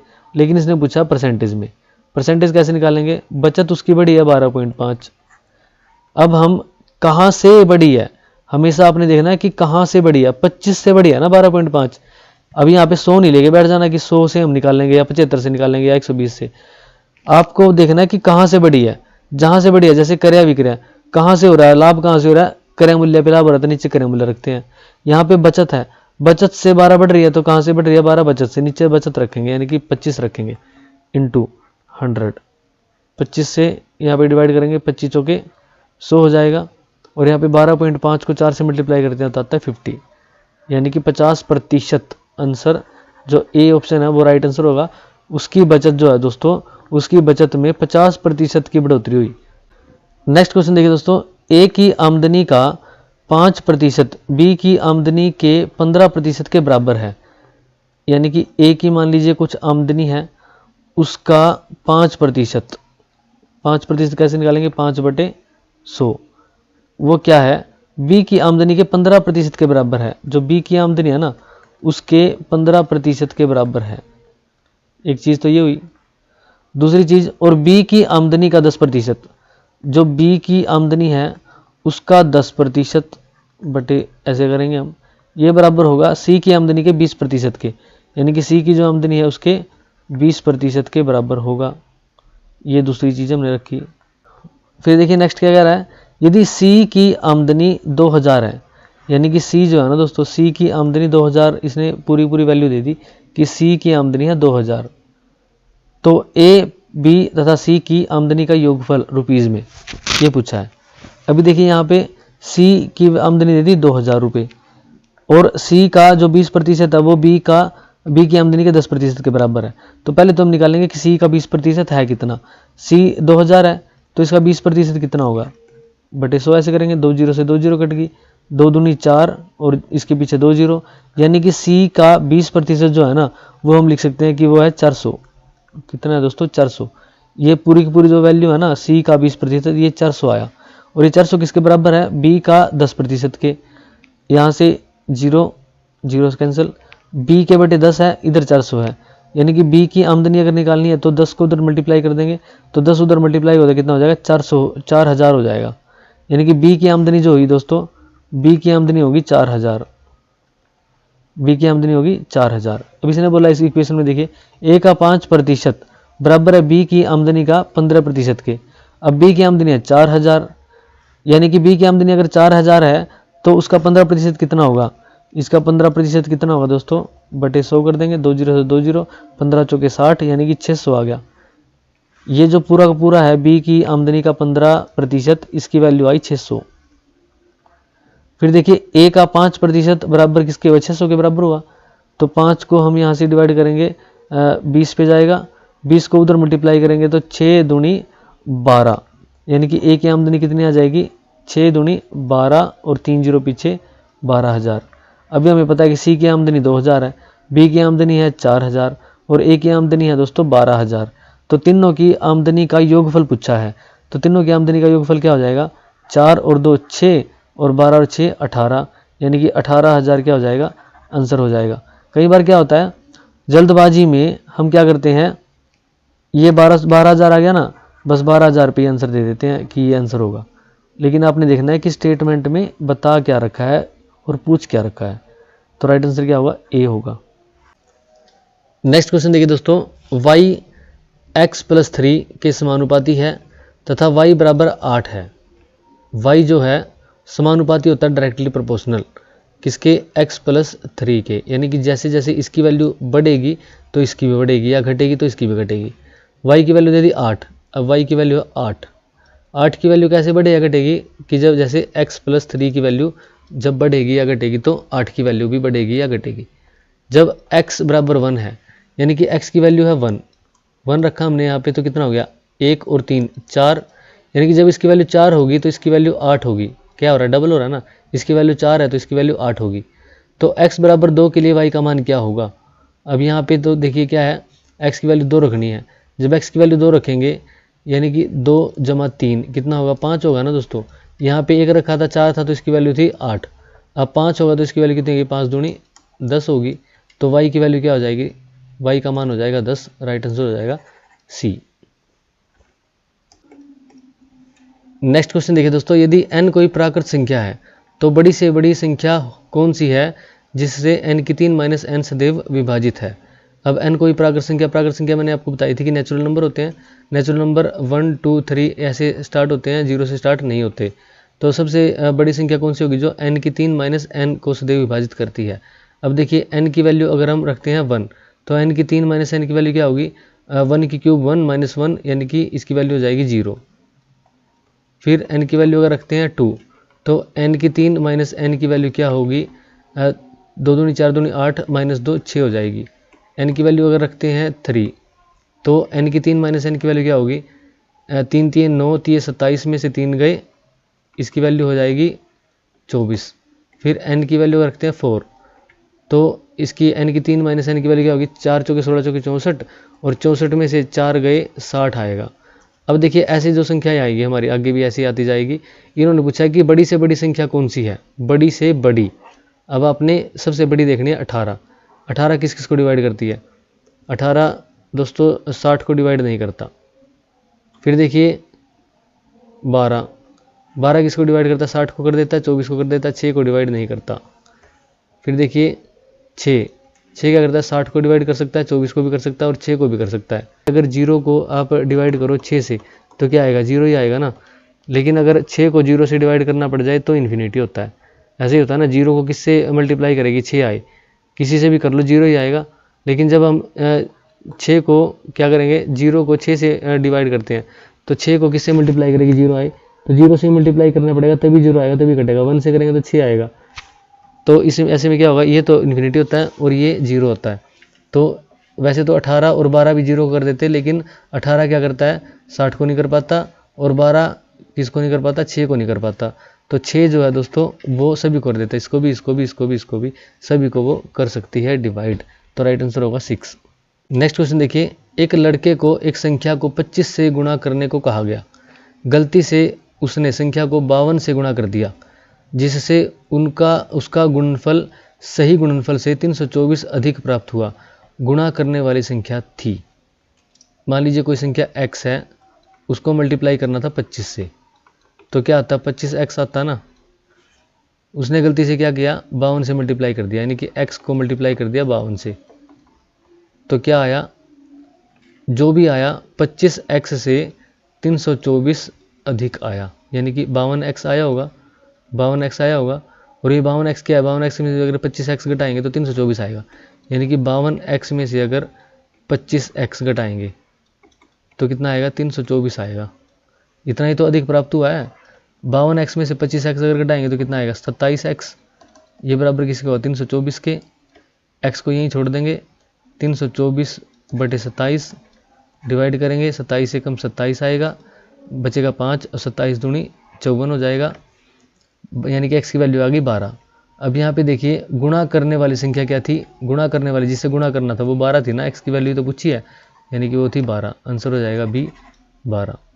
नेक्स्ट क्वेश्चन देखिए, यदि p से कम या p के बराबर बड़े से बड़े पूर्णांक को दर्शाता है तो इसकी वैल्यू बतानी है। अब पूर्णांक मैंने बताया था आपको, पूर्णांक क्या होते हैं, पूर्णांक यानी कि पूरे पूरे अंक। अब पूरे पूरे अंक को इंग्लिश में बोलते हैं इंटीजर। जैसे पूरा पूरा अंक कोई भी है, 14 है, 1000 है, ठीक है, 101 है, माइनस का 5 है, माइनस का 7 है। कोई भी संख्या अपने फ्रैक्शन में नहीं लेनी, यानी कि पूरी पूरी लेनी है।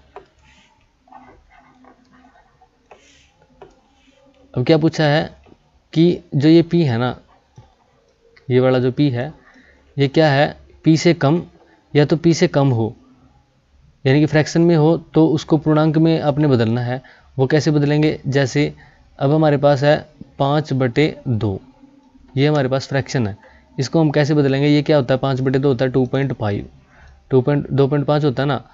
अब यह इसको हम कैसे बदलेंगे, अगर इसको ऐसे करके लिख दिया तो इसको लिखना है हमने या तो इससे कम या इसके बराबर। अब इसके बराबर तो कोई पूर्णांक होता नहीं, इससे कम पूर्णांक होता है 2, यानी कि हमने क्या करना है, इसको 2 में लिखना है। हम इसको 2.5 में नहीं लिखेंगे, ना 3 में लिखेंगे, हम इसके बराबर या इससे नीचे वाला पूर्णांक लिखेंगे। तो अब आइए क्वेश्चन पे, क्वेश्चन में क्या दिया गया है कि -1/2 प्लस 4 से ही 2/5, यानी कि 5 चौके 20, 20 और 2 22, 22/5 ये है, प्लस का 2 है, 2/1 लिख सकते हैं हम।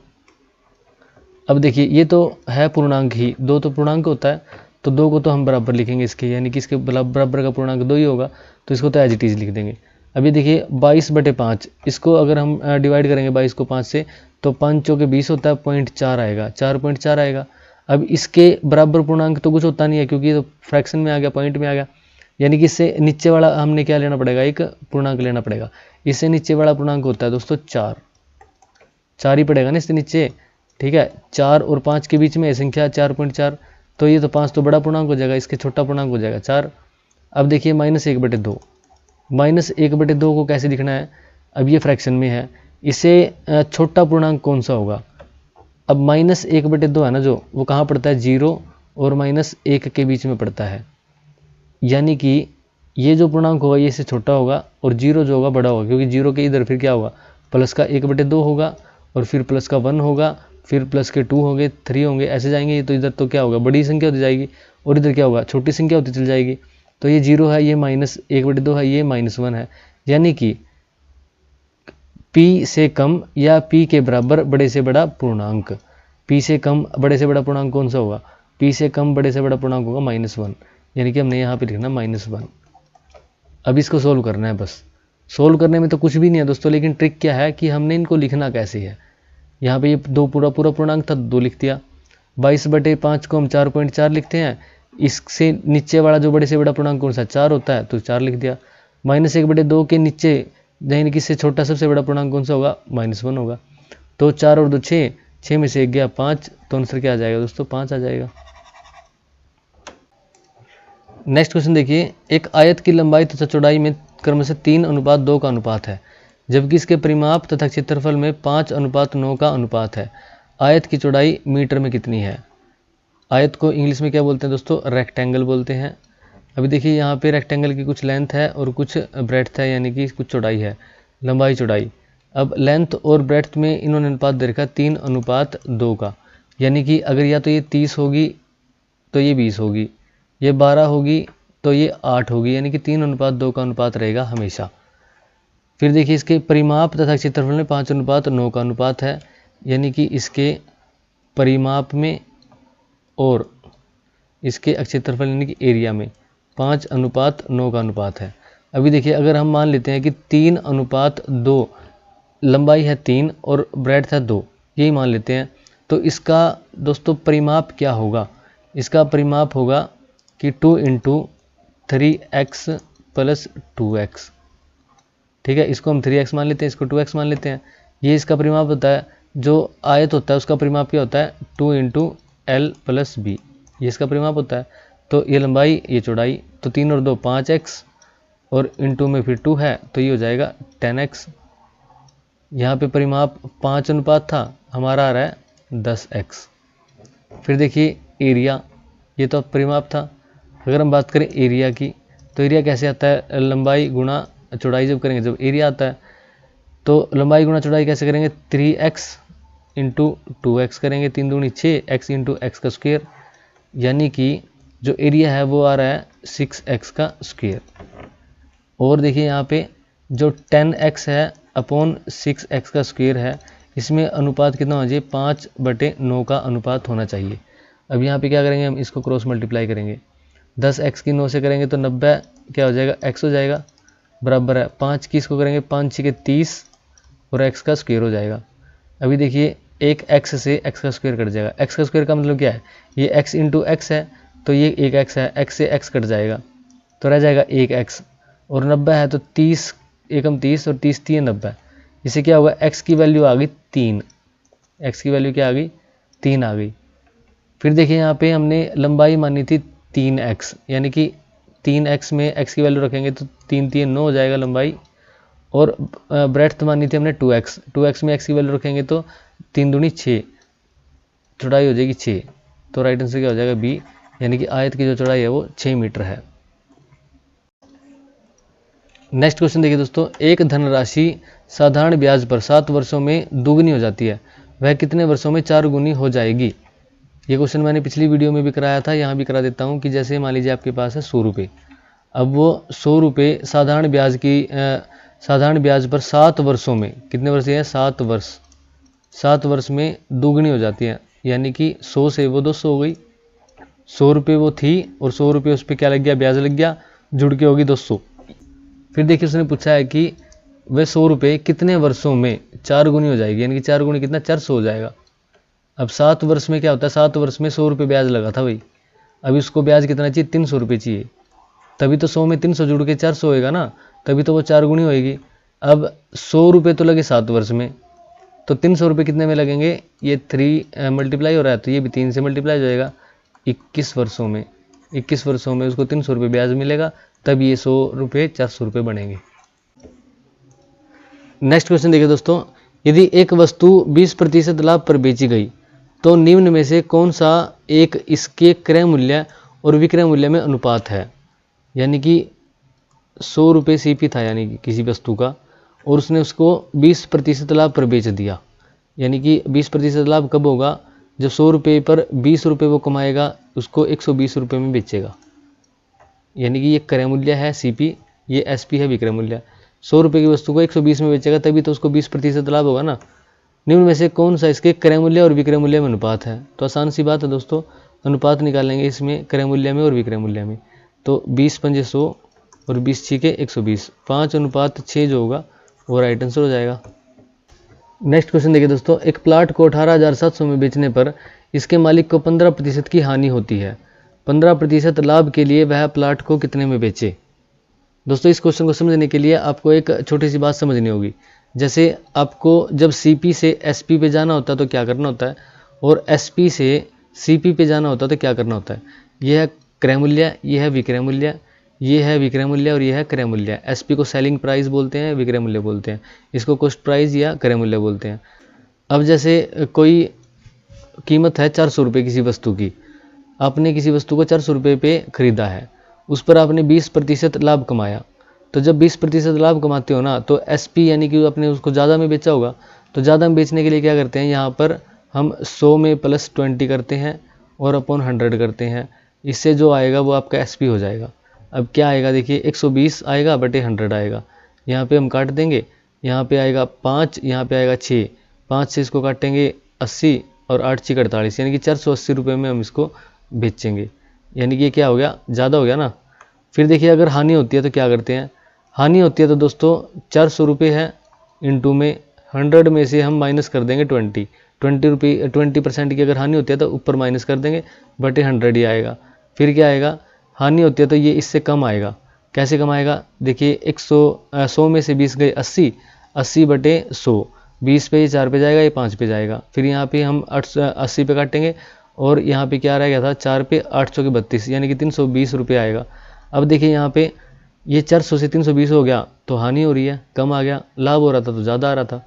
लेकिन जब हम एसपी से सीपी पे जाते तो क्या करते हैं, जैसे ये बोल दिया कि हमने कोई वस्तु को 400 रुपये में बेचा, एसपी दे दिया, यहाँ पे सीपी देते हैं ऊपर वाले एग्जाम्पल में, यहाँ पे दे दिया एसपी। एसपी से जब सीपी पे जाएंगे तो क्या करते हैं, 400 रुपये में बेचा है, 20% लाभ हो रहा है, तो ऊपर 100 लिखेंगे और 100 में प्लस करेंगे 20 नीचे, लाभ हो रहा है ना, नीचे प्लस करेंगे। अगर हानि होती है तो 400 इंटू 100 बटे 100 में से माइनस करेंगे नीचे। यानी कि अपने याद रखना, इसमें ऊपर करते हैं हम प्लस माइनस जब लाभ हानि होती है, जब सीपी से एसपी पे जाते हैं। जब एसपी से सीपी पे जाते हैं ना, तो लाभ हानि को हम नीचे प्लस माइनस करते हैं। इतनी बात आई होप समझ में आई होगी। अभी देखिए क्वेश्चन कैसे करेंगे, मैं थोड़ा सा यहाँ से रफ कर देता हूँ। देखिए प्लाट को 18,700 में बेचने पर, यानी कि हमें क्या फंडा लगाना है, एसपी टू सीपी वाला हमने इसमें फंडा लगाना है। अभी ये एसपी है, एसपी से सीपी से जाने के लिए हमें 100 अपॉन में प्लस माइनस करना होता है। अभी मैंने बताया था एसपी से सीपी के लिए नीचे प्लस माइनस करेंगे। तो नीचे प्लस माइनस कैसे करेंगे, अभी हानि हो रही है 15%, तो 100 में से हम 15 को माइनस कर देंगे यहाँ पे, तो कितना आएगा, 85 आ जाएगा। अब यहाँ पे 18,700 इंटू 100 अपॉन में 85, 5 पे डिवाइड करेंगे तो 5 पे ये 20 आ जाएगा और 5 पे 17 पंजे 85, 17 पे 17 एकम 17, एक बचेगा, 17 एकम फिर 17 और पीछे से 2 जीरो, 1100 और इसकी 1100 की हम अगर 20 से मल्टीप्लाई करेंगे तो 11 दूनी 22 और 3 जीरो, 22,000 में कोई चीज़ उसने सीपी आएगा, ये क्या आएगा, सीपी आएगा। 22,000 में कोई चीज़ उसने खरीदी और 18,700 में बेचेगा तो हानि होगी ना। इसको भी यहाँ से रफ कर लेते हैं। अभी देखिए उसके 22,000 उसका सीपी आ गया। अब वो बोल रहा है कि अगर 15% लाभ कमाना है उसको तो वो कितने बेचेगा। अब हमें क्या करना है, सीपी पता है, अब जाना है सीपी से एसपी पे। अभी जाना था एसपी से सीपी पे, तो नीचे हमने प्लस माइनस किया। अब सीपी से हमें एसपी पे जाना है तो ऊपर प्लस माइनस करेंगे, तो 100 + 15 अपॉन में फिर 100, 22,000 इंटू में 115 अपॉन में 100, 2 जीरो से 2 जीरो कैंसिल आउट यहाँ पे हो गई है। 115 की 22 से गुणा करनी है, तो 115 को 22 से गुणा कैसे करेंगे, 115 दूनी 230 आता है और फिर 115 दूनी फिर 230 लिखेंगे। अब यहाँ पे देखिए जीरो कितने, 1 जीरो है, तो यहाँ पे जीरो 3, 3 और 2 5 और 2, 1 0 और हमने एक्स्ट्रा लगानी है क्योंकि यहाँ पे 1 0 थी फालतू। तो 25,300, 25,300 क्या हो जाएगा, इसका राइट आंसर हो जाएगा। नेक्स्ट क्वेश्चन देखिए दोस्तों, यदि ए की आय बी की आय से 10% अधिक है, यानी कि बी की आय को अगर हम माने 100 रुपये, तो ए की आय इससे 10% अधिक है, यानी कि ए की आय होगी 110 रुपये। अब बी की आय सी की आय से क्या है दोस्तों, 20% कम है। अब बी की आय से सी की आय पे जाना है। बी की आय तो हमने क्या मानी है, 100 रुपये ही मानी है। अब ये क्या है, ये 20% कम है सी की आय से। सी की आय जब हम निकालने तो कैसे निकालेंगे, 100 इंटू 100 अपॉन 100 में से 20% को माइनस करेंगे। माइनस क्यों करेंगे, क्योंकि इसकी आय ज़्यादा है दोस्तों। 20 माइनस करेंगे तो कितना आएगा, 100 में से 20 गए 80 आएगा। 0 से 0 कैंसिल आउट, 5 2 पे 5 पे 2 पे 4 पे और 4 पे काटेंगे तो 25 आएगा और 25 पंजे आ जाएगा 125। तो क्या होगा, ये 110 है, ये 100 है और ये 125 है। अब इसने पूछा है कि ए बी सी की आय में अनुपात कितना है। अभी इसमें अनुपात निकालना है। 5 पे काटेंगे तो कितना आएगा, 22 पे आएगा, ये 20 पे आएगा और ये 5 पे दोस्तों 25 पे आएगा। तो 22 20 25 किस में है, 22 20 25 बी में है। राइट आंसर हो जाएगा बी। नेक्स्ट क्वेश्चन देखिए, निम्न गुणनफल ये संख्या है का निकटतम मान क्या होगा। इसका निकटतम मान निकालना है दोस्तों। तो कैसे निकालेंगे, देखिए ये है, इसमें 4 डेसिमल प्लेस है तो हम 10,000 लिख देंगे, इंटू 25 है तो बटे 100 लिख देंगे, इंटू 499, 499 को हम 500 लिख सकते हैं पूरा पूरा और बटे में लिख देंगे दोस्तों इसके 1000, इंटू में 125 है, 125 के बटे में भी 1000 लिख देंगे, इंटू में 24 है। तो यहाँ पे देखिए अभी 25 पे 4 पे जाएगा, 125 पे ये कितने पे जाता है, 8 पे जाता है, 500 पे ये 2 पे जाता है और जैसे 8 4 दूनी 8 होता है और 8 दिए 24 होता है, तो यहाँ पे 3 आ जाएगा। अभी देखिए यहाँ पे 8 है, यहाँ पे 3333 को 3 से अगर मल्टीप्लाई करेंगे तो कितना आएगा दोस्तों, 10,000 आएगा, जो कि 10,000 कट जाएगा। अभी ऊपर क्या है, 10,000, ये पूरा पूरा बोल रहे हैं ना, निकटतम मान पूछा इसने, इसलिए हम निकटतम मान को काट देंगे। जैसे 499 को 500 लिखा था, अभी 3 3 3 3 की मल्टीप्लाई 3 से होगी तो कितना आ जाएगा, 9999। अब इसमें 1 प्लस करेंगे तो 10,000 बन जाएगा, तो निकटतम ही है तो इनको काट देंगे। तो ऊपर सारे कट गए तो 1/8 इसका आंसर आ जाएगा। राइट आंसर ए हो जाएगा। नेक्स्ट क्वेश्चन देखिए, cube root 1331, cube root 216, cube root 729 और क्यूब रूट 364 डैश के बराबर है। यहाँ पे देखिए मल्टीप्लाई है, यहाँ पे प्लस प्लस है 2। देखिए यहाँ पे 1331 का जो क्यूब रूट होता है वो 11 होता है, मल्टीप्लाई 216 का 206 होता है, यहाँ पे फिर प्लस का निशान, और 729 का 9 होता है और फिर प्लस का निशान, फिर 4, 64 का क्यूब रूट होता है 4। अभी आप देखिए पहले क्या होगा, मल्टीप्लाई होगा 11 6 के 66 और प्लस 9 और 4 13, 66 और 13 जुड़ेंगे तो 79। राइट आंसर हो जाएगा बी। नेक्स्ट क्वेश्चन देखिए, 3 विभिन्न ट्रैफिक लाइट्स जो 3 विभिन्न सिग्नल बिंदुओं पर लगी है, क्रमशः 45 सेकंड, 75 सेकंड, 90 सेकंड के बाद बदल रही है।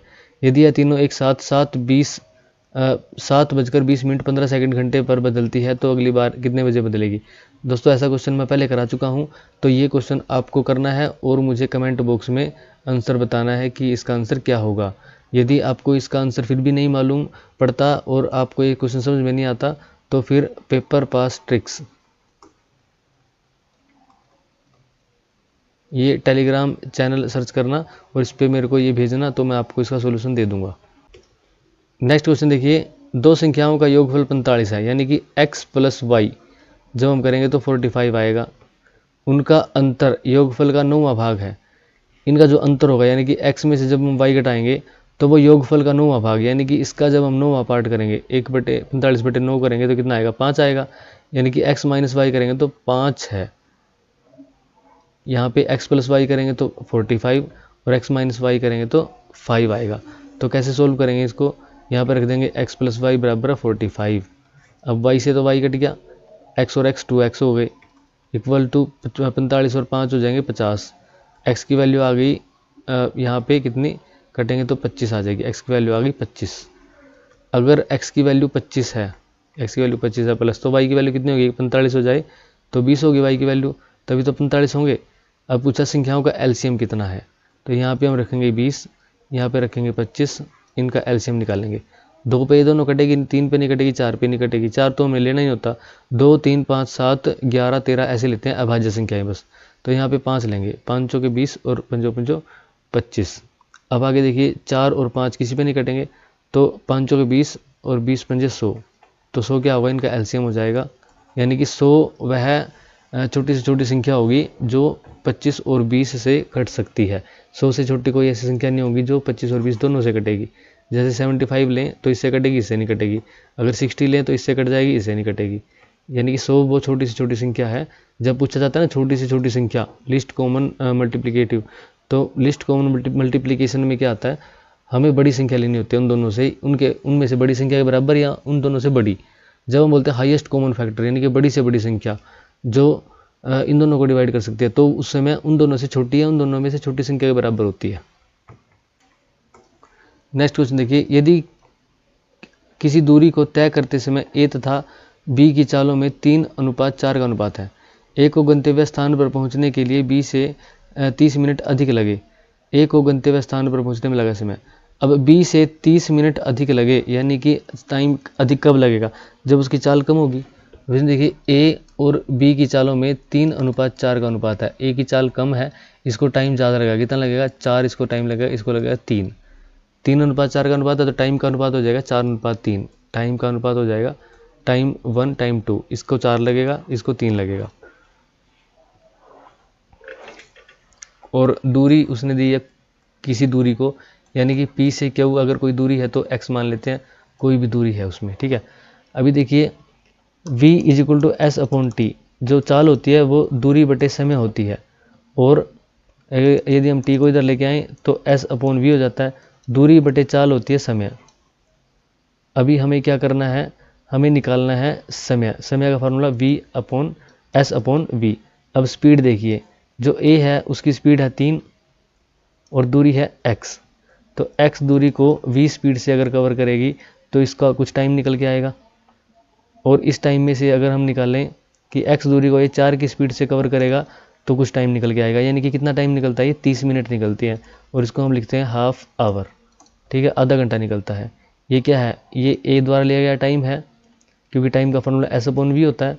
हमने इसको s मानना, इसको इसकी v स्पीड मानना, फिर इसके लिए s/v लगाया, ये इसका टाइम निकल के आया। ये टाइम ज़्यादा लेती है, ये कम लेती है, तो इस टाइम में से ये टाइम घटाएंगे तो आधा घंटा आएगा। फिर देखिए 3 और 4 का एलसीएम 12, 12 को 3 से डिवाइड करेंगे 4, 4x माइनस 4 को 12 से करेंगे 3, यानी कि 3x इक्वल टू 1/2 है। 12 ऊपर जाएगा तो भैया हो जाएगा 12/2। 12/2 आवर में ही बात चल रही है अभी। तो 2 से काटेंगे 6 पे, और 4x में से 3x गया, ये 12 उधर जा चुका है दोस्तों। 4 में से 3 गई तो x बचा, x बराबर आ गया 6। x हमने माना था ये, यानी कि दूरी आ गई कितनी, 6 की। इसने पूछा है कि b से इसको 30 मिनट अधिक लगे थे, तो a को गंतव्य स्थान पर पहुंचने में लगा समय। दूरी कितनी अच्छी है, अभी a का समय बताना है कितना समय लगा। तो a की चाल कितनी है, a की चाल है 3 बटे कर दिया 3, दूरी आ गई थी 6, चाल है इसकी 3, तो यहाँ पे 2, यानी कि 2 घंटे पहुँचने में समय लगता है। राइट आंसर हो जाएगा ए। नेक्स्ट क्वेश्चन देखिए दोस्तों, एक समकोण त्रिभुज की भुजा की लंबाई दूसरी भुजा की लंबाई की 2 गुनी है। एक समकोण त्रिभुज है हमारे पास, ऐसे करके यहाँ पे 90 डिग्री है। अभी देखिए कि एक भुजा की लंबाई दूसरी भुजा की 2 गुनी है, यानी कि अगर हम इसको मानते हैं 10 तो ये है 20, तथा कर्ण की लंबाई है 10 सेंटीमीटर। कर्ण की लंबाई इसने बताई 10 सेंटीमीटर, तो अगर कर्ण 10 है तो ये तो 10 हम ले नहीं सकते, तो इसको हमें कुछ और मानना होगा। हम इसको मान लेते हैं दोस्तों x, और ये हो जाएगा 2x। अब इसने बोला त्रिभुज का क्षेत्रफल कितना होगा। त्रिभुज का क्षेत्रफल निकालने का फॉर्मूला होता है 1/2 इंटू बेस इंटू हाइट। इससे पहले हमें ये निकालनी होगी, यानी कि अगर पाइथागोरस थ्योरम लगाए तो x का स्क्वायर प्लस 2x का स्क्वायर बराबर होता है ये कर्ण के स्क्वायर के, यानी कि कर्ण का स्क्वायर करेंगे तो 100 हो जाएगा। अभी इसको हम करेंगे प्लस, तो 3x का स्क्वायर = 100, और x का स्क्वायर = कितना होगा 100/3, और x = कितना हो जाएगा √100/3। तो यहाँ से क्या आएगा, ये पूरे का रूट होगा, x बराबर हो जाएगा 100 का रूट करेंगे तो 10 आएगा, 100 का रूट करेंगे 10 आएगा और √3 नीचे आ जाएगा। अभी देखिए x की वैल्यू आ गई 10√3, 10√3, तो 2x कितना होगा, इसको 2 से मल्टीप्लाई करेंगे तो ये हो जाएगा 20√3। अब ये है 10। अब हमें देना है कि त्रिभुज का क्षेत्रफल, तो 1/2 गुणा बेस कितना है, बेस हम कोई भी ये मान लेते हैं 10√3 इंटू हाइट मान लेते हैं 20√3। अभी देखिए 2 से काटेंगे यहाँ पे 10 पे कट जाएगा और 10 की 10 से करेंगे तो 100 आ जाएगा। √3 इंटू √3 करेंगे तो √3 का स्क्वायर होगा और स्क्वायर से √3 कट जाएगा, अपॉन में 100 आ जाएगा। तो 100/3 क्या होगा, 33 ही 1/2 वर्ग सेंटीमीटर नहीं होगा। तो राइट आंसर हो जाएगा दोस्तों डी। नेक्स्ट क्वेश्चन देखिए दोस्तों, 60 और 75 के बीच की अभाज्य संख्याओं का योग ज्ञात करें। अभाज्य संख्या मैंने आपको बता रखा है जो खुद से कटेगी और 1 से कटेगी। अब 60 के बाद अभाज्य संख्या कौन सी होती है, 61 होती है। 61 के बाद दोस्तों 62 नहीं होती, 63 नहीं होती क्योंकि 21 दिए 63 हो जाता है, 64 नहीं होती, 65 नहीं होती, 66 नहीं होती, 67 होती है, फिर 68 नहीं होती, 69 भी नहीं होती क्योंकि 23 30 करेंगे तो 69 आ जाता है, 70 नहीं होती, 73 होती है, 74, 75, 76, 77 नहीं होती, 11 से कट जाता है, 78। दोस्तों हमें कि कहाँ तक जाना था, 75 तक ही जाना था। तो यहाँ पे ये जो संख्या है 4, यही अभाज्य संख्याएं हैं, इनका योग इनको प्लस कर देना, आंसर आ जाएगा। नेक्स्ट क्वेश्चन देखिए दोस्तों, एक सॉफ्ट टॉय 8% लाभ पर बेचा गया। यानी कि सॉफ्ट टॉय का अगर हम CP माने 100 रुपये, तो 100 रुपये पर 8% अगर उसको लाभ होगा तो वो 108 रुपये में उसने बेच दिया। अगर इससे 36 रुपये अधिक में बेचा जाता, यानी कि 36 रुपये अधिक में अगर बेचा जाता तो कितने बेचा जाता, 144 रुपये में बेचा जाता, और तो इसे 12% लाभ होता, यानी कि 12% उसको लाभ होता। 8% की जगह कितना लाभ होता, उसको फिर 12% लाभ होता, यानी कि 4% लाभ उसका बढ़ रहा है। कितने रुपए की वजह से, 36 रुपये की वजह से उसका 4% लाभ बढ़ रहा है। यानी कि 4% की वैल्यू कितनी है, 36 रुपये है। 1% की वैल्यू होगी 36/4, तो 100% की वैल्यू कितनी होगी, 100% की CP है into 100,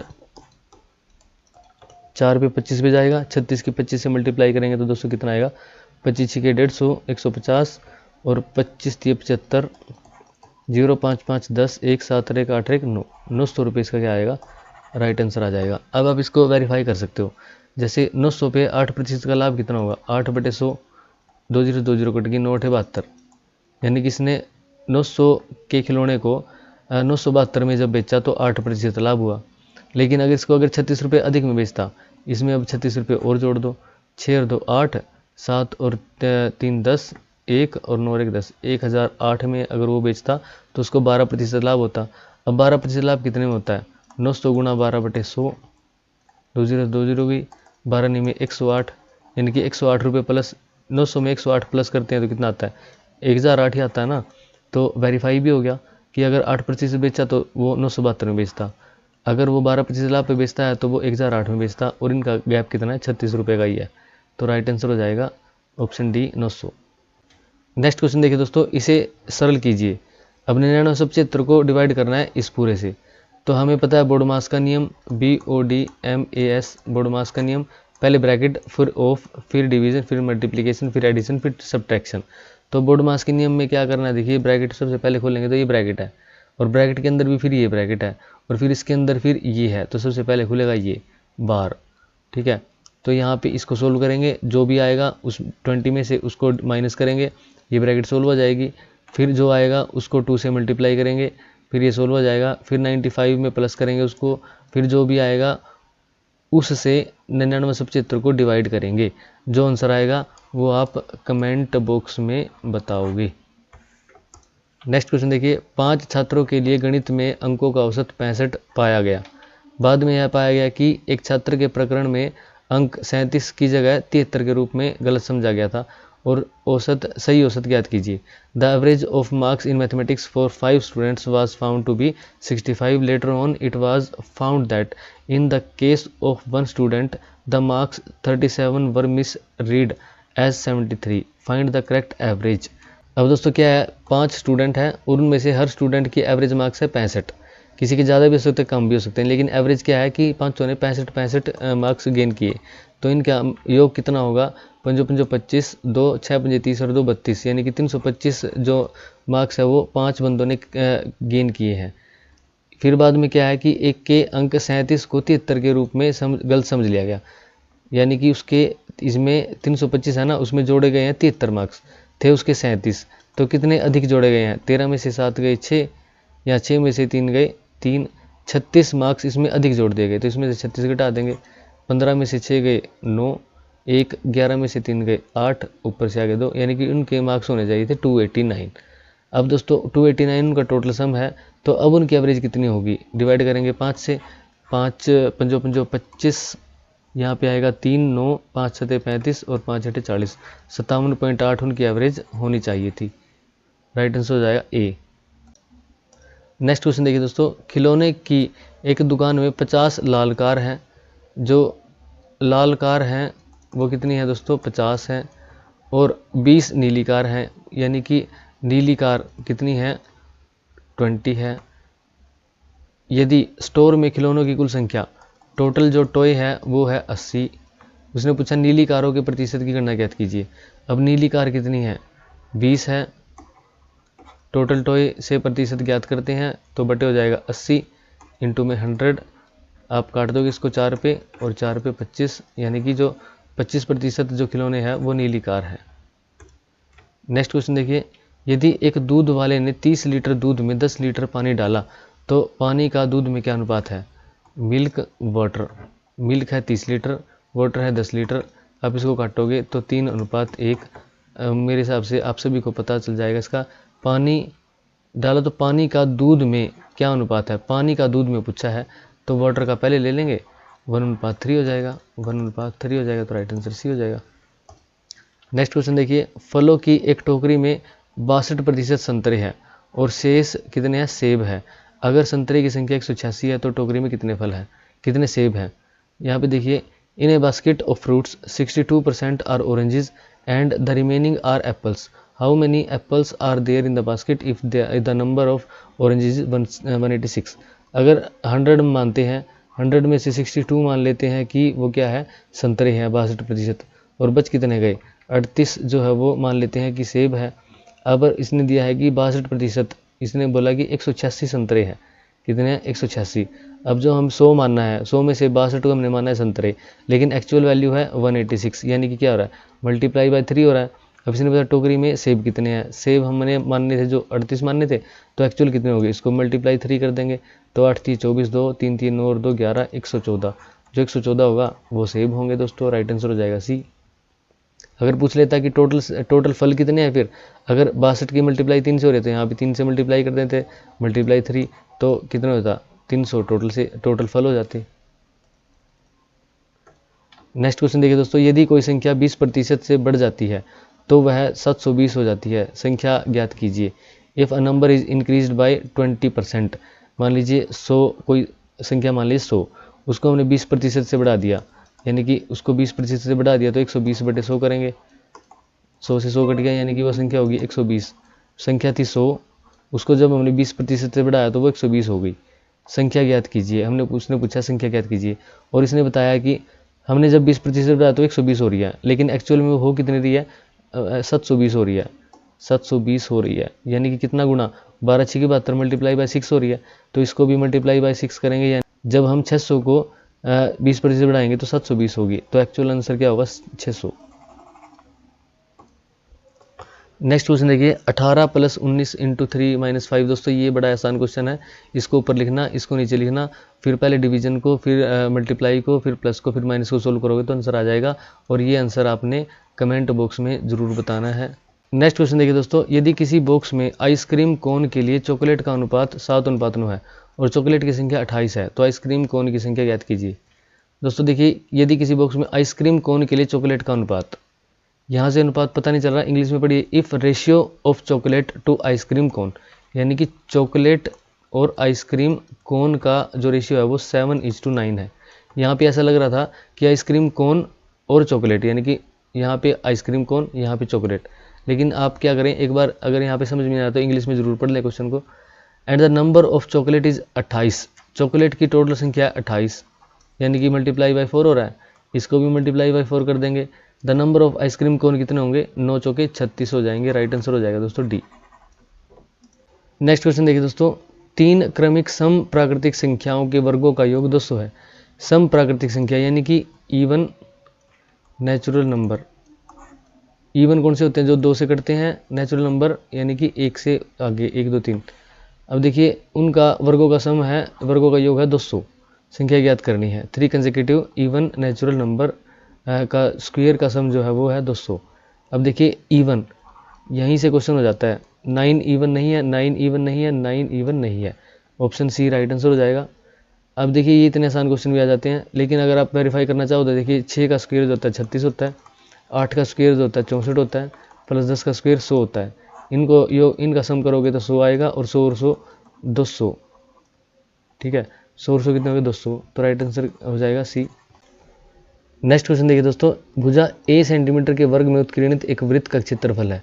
what is the area of circle inscribed in a square of side a centimetre. हमारे पास कोई स्क्वायर है जिसकी भुजा है a centimetre, a centimetre, a centimetre, चारों a सेंटीमीटर होगी, और इसके अंदर एक क्या है, सर्कल है। इंस्क्राइब्ड हमेशा क्या होता है, जिसके अंदर, जिसको हम बोलते हैं ना इंस्क्राइब्ड है उसके अंदर, तो यानी कि वो फिगर उसके अंदर बना हुआ होता है। अब ये सर्कल है जैसे, अब इसकी क्या है, रेडियस होगी दोस्तों, ये पूरा का पूरा a है, तो रेडियस की हाफ होगी a/2, क्योंकि यहाँ से अगर यहाँ मिलाएंगे फिर क्या होगा, ये पूरा का पूरा इतनी ये भुजा आ जाएगी, और ये सेंटर बीच में होता है हमेशा, तो a/2 हो जाएगा। अब इसका पूछा है एरिया किसका, भुजा के अंदर उत्कीर्णित एक वृत्त का क्षेत्रफल। वृत्त का क्षेत्रफल होता है πr²। अब पाई का तो पाई रहेगा, रेडियस कितनी होगी a/2 इंटू a/2, पाई ऐसे कैसे, a का स्क्वायर बाई 4। अब देख लो पाई a²/4 कौन से में है, पाई a²/4 है सी में, तो राइट आंसर हो जाएगा सी। तो दोस्तों इस वीडियो में इतना ही। वीडियो कैसी लगी आपको, ये कमेंट बॉक्स में आप ज़रूर बताना कि वीडियो आपको कैसी लगी, और वीडियो को लाइक ज़रूर कर देना दोस्तों। मैंने इतनी लेंथी वीडियो आपके लिए बनाई है, तो आप वीडियो को लाइक ज़रूर करना और कमेंट करके ज़रूर बताना कि वीडियो आपको कैसी लगी, और चैनल पर नए हो तो चैनल को सब्सक्राइब कर लेना। और दोस्तों एक बात मैं आपको बताऊं कि अगर कोई क्वेश्चन इसमें से रह गया हो जो आपको प्रीवियस क्वेश्चन में मिला और आपसे वो सोल्व नहीं हो रहा, तो आप मुझको डायरेक्ट DM कर सकते हो, या तो PPT MCQ ये टेलीग्राम चैनल है। अगर आपको ग्रुप ज्वाइन करना है तो पेपर पास ट्रिक्स इस नाम से एक टेलीग्राम ग्रुप है, आप उसको ज्वाइन कर सकते हो, रिक्वेस्ट सेंड कर सकते हो वहाँ पे, और चैनल बायो में भी इसका लिंक है, वहाँ से भी आप ज्वाइन कर सकते हो। दोस्तों अगर इस वीडियो में कोई त्रुटि हुई है या कोई सजेशन आपकी, तो मोस्ट वेलकम, और चैनल को ज़्यादा से ज़्यादा शेयर कीजिए। आप ही के लिए चैनल है, और आप ही दोस्तों इसको सपोर्ट करो, आप ही इसको आगे बढ़ाओगे। जितना आप आगे बढ़ाओगे दोस्तों, उतनी ही अच्छी वीडियोज़ मैं आपके लिए लेके आऊँगा। तो मिलते हैं नेक्स्ट वीडियो में। Thank you.